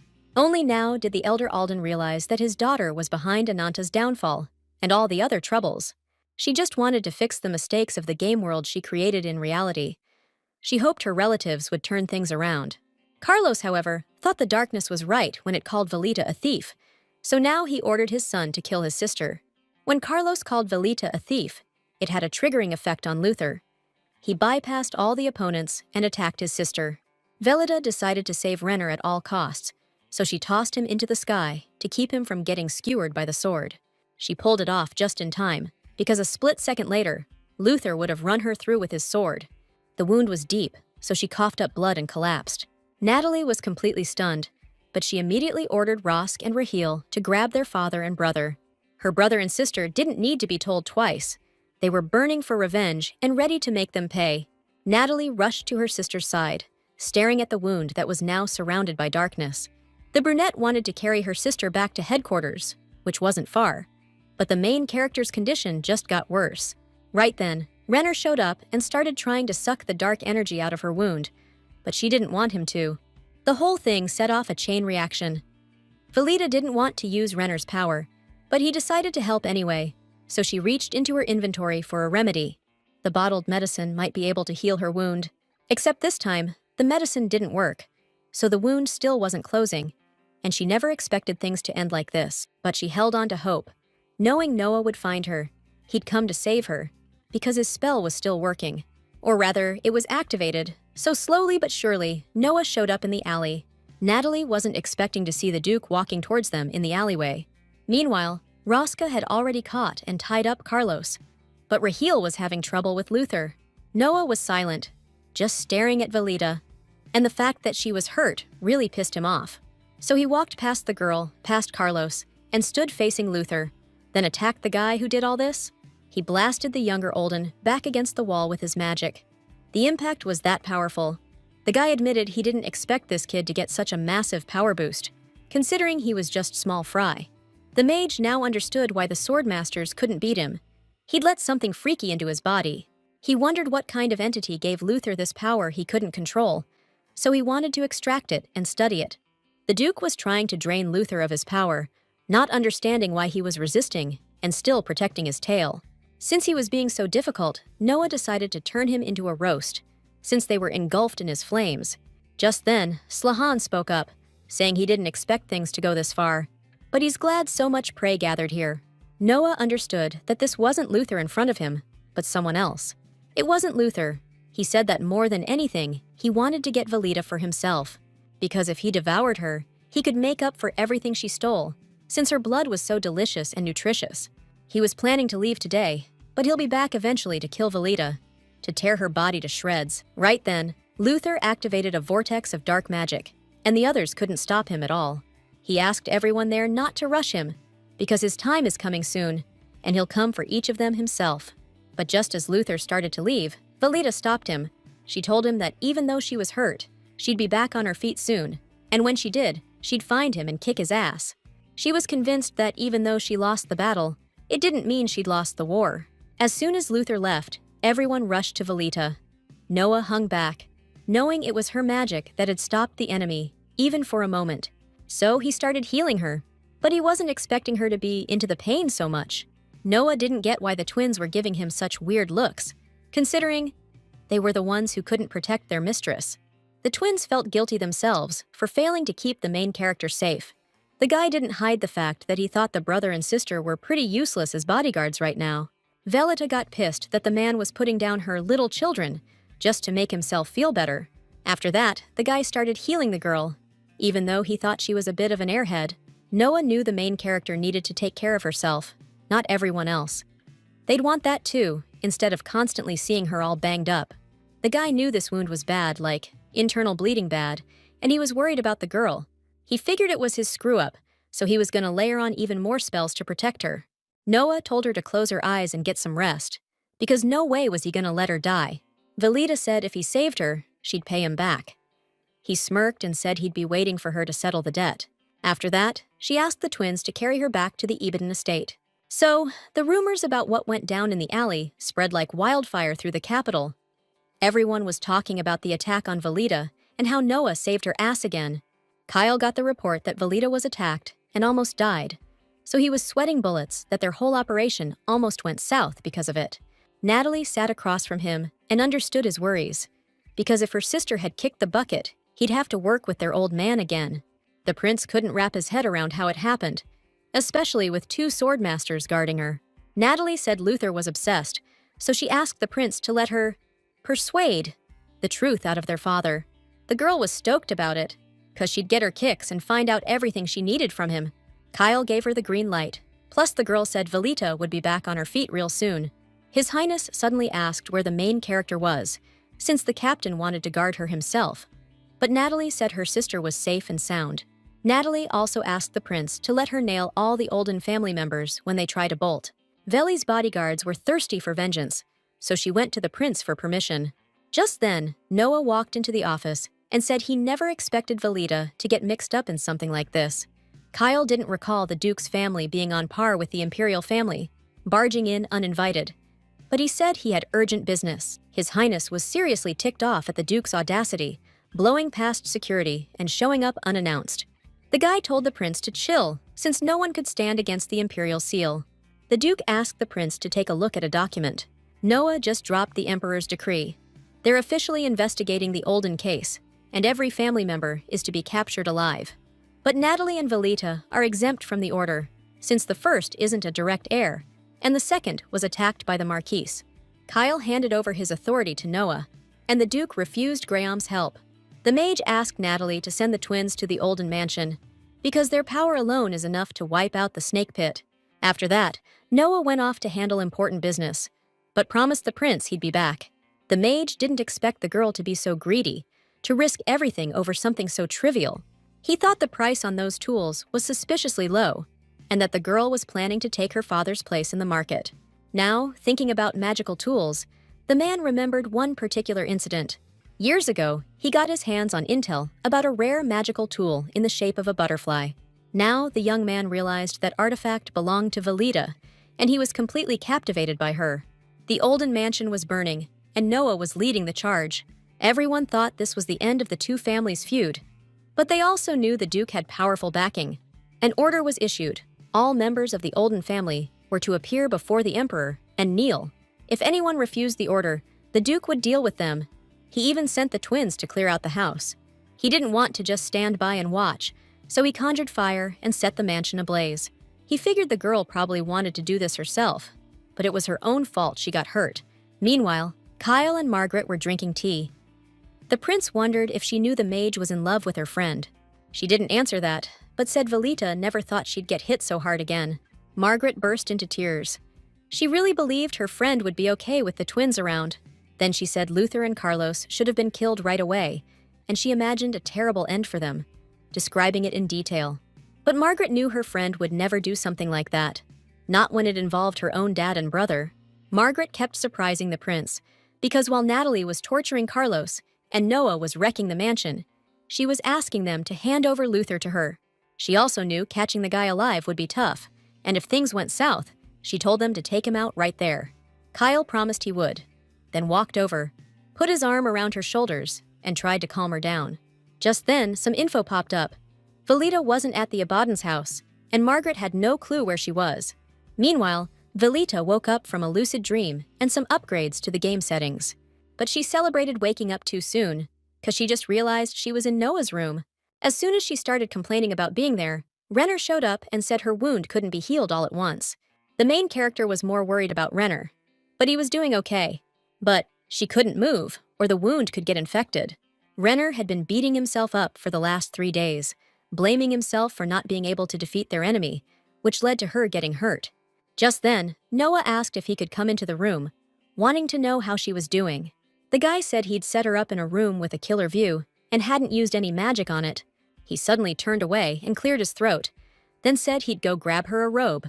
Then she totally threw him for a loop, because she figured it wasn't the first time he'd seen her like that, but it turned out it was. He also never expected her to call him a pure-hearted person, so he looked super stoked. First, he put his coat on her, even though he knew it wouldn't do his own heart any good. After that, he unbuttoned a few buttons on her shirt and started healing her wound again. Unfortunately, he couldn't do anything more for her, but she still thanked him for saving her life. Velita realized for the first time that if it hadn't been for his danger-sensing magic, she would have died in that alley. The guy didn't admit magic was involved. He just said he heard a fight and came running. Of course, she was grateful, but then she told him he was patching her up a little. Too often. After that, he got all up in her face and asked if she liked getting hurt. Then he told her to stop doing things that got her injured, because he didn't want to see her bleeding out again. Because, according to him, all she did was attract enemies like a freaking magnet. Just then, system notifications popped up about new features, like being able to see Noah's interest level. The girl checked it out and saw the dude's interest was at 57%. The main character wanted to see the twins, But they weren't at the mansion, and the mage wouldn't let them in. Noah thought she'd recover best in peace and quiet. Then he just bounced. Velida was talking to Renner and realized he'd deliberately left her injured. And he didn't even deny it. But the girl didn't blame her little buddy for anything, because she knew herself they weren't a good match with Slahan. It's totally possible Slahan wanted to eat Ren, because he was a shadow, and their enemy was darkness itself. But Velida thought that wasn't it, because do shadows even depend on darkness? Meanwhile, back at Velida's HQ, everyone quietly hated Noah's guts. Natalie was losing it, because the guy not only healed Velida, but he straight up kidnapped her. She knew he was strong, but didn't think he was this strong, able to snatch her sister right from under the twins' noses. Just then, Renner popped out of her shadow. Everyone freaked, thinking something happened to Velida, and they were ready to go tear Noah's place apart. Renner started explaining that as soon as he opened his eyes, the Duke showed up and started healing the main character. Raheel didn't get why they couldn't use shadow powers and had to wait for Noah to handle everything. No doubt about it, Austin wasn't thrilled either, but the girl's health came first. The twins were freaking out too, convinced Velita was looking for them, so they were ready to move, like now. She told Rakelia and Roscu to just hang tight, but they were sure they could bust their way into the mansion. Plus, she told the twins not to get bummed out or blame themselves for what happened, because she was doing okay. She promised to meet up with them as soon as she was feeling better. She also told them to eat up, not lose weight, and get some sleep, because when she got back, she was going to give them a big hug. That was the end of the messages, and the friends told Renner to make sure the Duke kept his distance from Velida. Meanwhile, Velida was living the high life, soaking in a bathtub that was seriously amazing. Even though she was wondering where Luther had gone and what Slahan was up to, this break was fantastic. Besides that, she was pondering a more interesting question, Noya's thing for her. She got this idea in her head that the guy fell for her because she was always patching him up. To get a better handle on things, she pulled up his character screen. Margaret's info was almost exactly like the original game, which meant this new feature was seriously awesome. Noah was still pretty straightforward too, except now she could track his location. If you looked closely at the map and the markers, you could figure out where he was and where she was. The girl was stoked, because now she was a total cheater in this reality. That's when she realized the guy was in her room, so she got dressed and went in there. He was sitting in a chair, waiting. Noah wasn't salty about having to wait for his guest, since he'd decided on his own to take his time and wait. Now that she knew how the guy felt, it was driving her crazy. But she still thanked him for the beautiful dress. He was ready to grant her any request, except for bringing those twins back. Herzog was surprised she didn't call him out for being in her room. But then again, she had the decency not to do that in someone else's house. Noah told her not to talk like that, because he could just waltz into her bedroom at night while she's sleeping. But he wasn't going to do that, or keep asking permission to come in, because it makes him feel like she actually belongs here. The girl felt a warmth and tenderness in her chest, and the Duke was about to tell her something important. Noah informed the guests that the Olden estate was destroyed, and all the descendants are in jail. Velida didn't understand why the Duke did all this, since he hadn't openly messed with the Oldens before. The man announced that everyone would be judged soon, and also said that the complaint was excellently written. Velida realized Noah figured out she was behind it, and then thanked him for the compliment, since it made her feel good to hear. Noah was happy that the girl shared that with him, and he also happened to find out that Velida was planning on trading magical artifacts. Velita was pleasantly surprised by how quick the man was. Besides, she wasn't trying to escape, because she wanted to negotiate with the mage about magical tools. But before they could continue their conversation, the guy said they should have a good meal, and just then the food arrived. Yeah, Noah was definitely flirting with her, offering to feed her meat from his fork. That totally threw her off, so she snatched the utensil and started eating herself. With every minute that passed, the guy's interest in her grew, now up to 59%. The main character had no clue what she'd done to make his interest spike like that. Velida kept eating, figuring the guy's interest was growing because she'd been mimicking him a little. They decided to serve sorbet for dessert, and the girl realized Noah had put a lot of time into this meal, into preparing it. Still, she figured Noah wasn't the type to be nice for no reason, without something in it for himself. So she straight up asked the guy why he was being so kind to her and what he wanted. He knew she didn't believe him, so he asked how she'd react if Gray had done all the same stuff for her. She still didn't totally get him, so the mage split, but said he'd be back tomorrow to heal her, and he'd be expecting payment. The Duke was obviously pissed, so Velita started racking her brain on how to repay him. Renner even felt a little bad for the guy. Back in her room, she checked out the quest window and saw the last one was only half done, meaning it was round 2. Renner told her that Luther used dark magic to escape, and that he'd taken his leg off.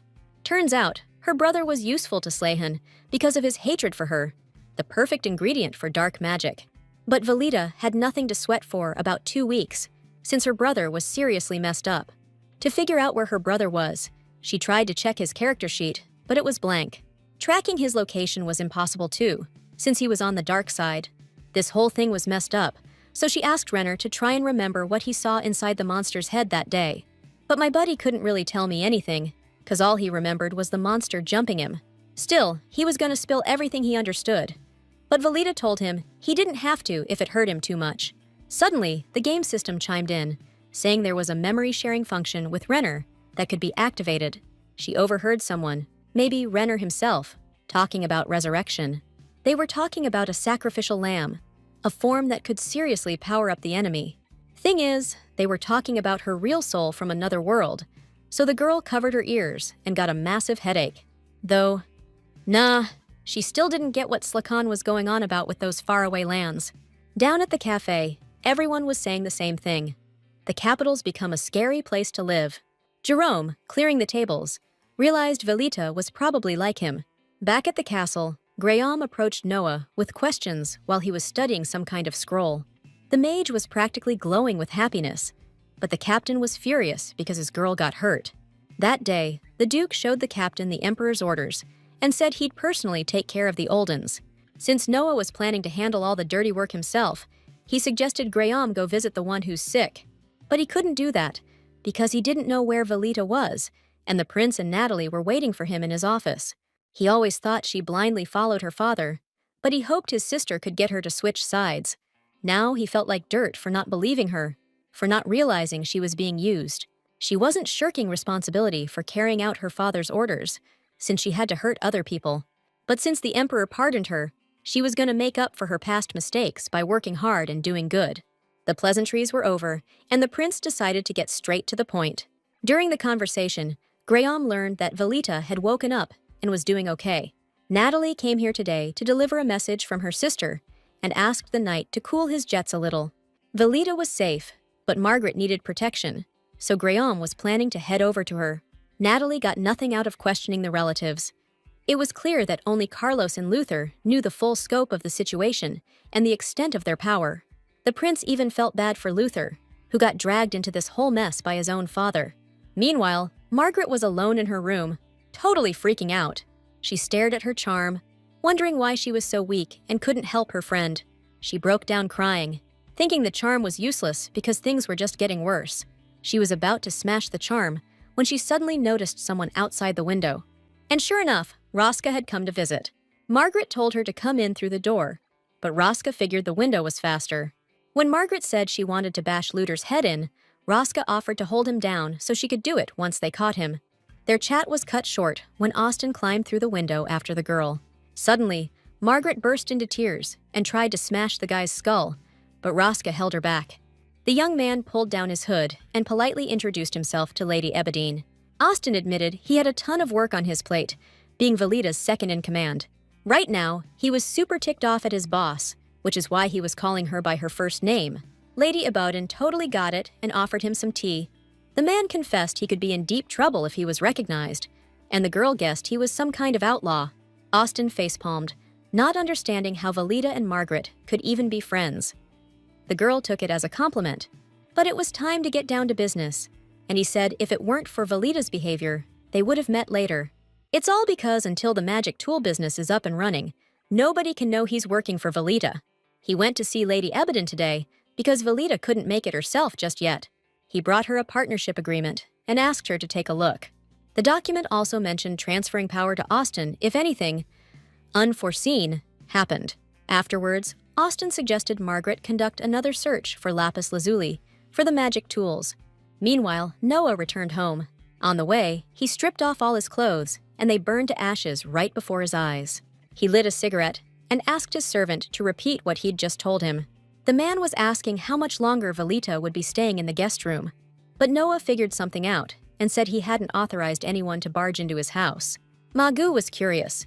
Did this guy not see him as his master anymore, just because he'd been away? The guy started denying it. The dude was trash-talking Velita like crazy, so Noah promised to cut out his tongue if he heard that kind of crap again.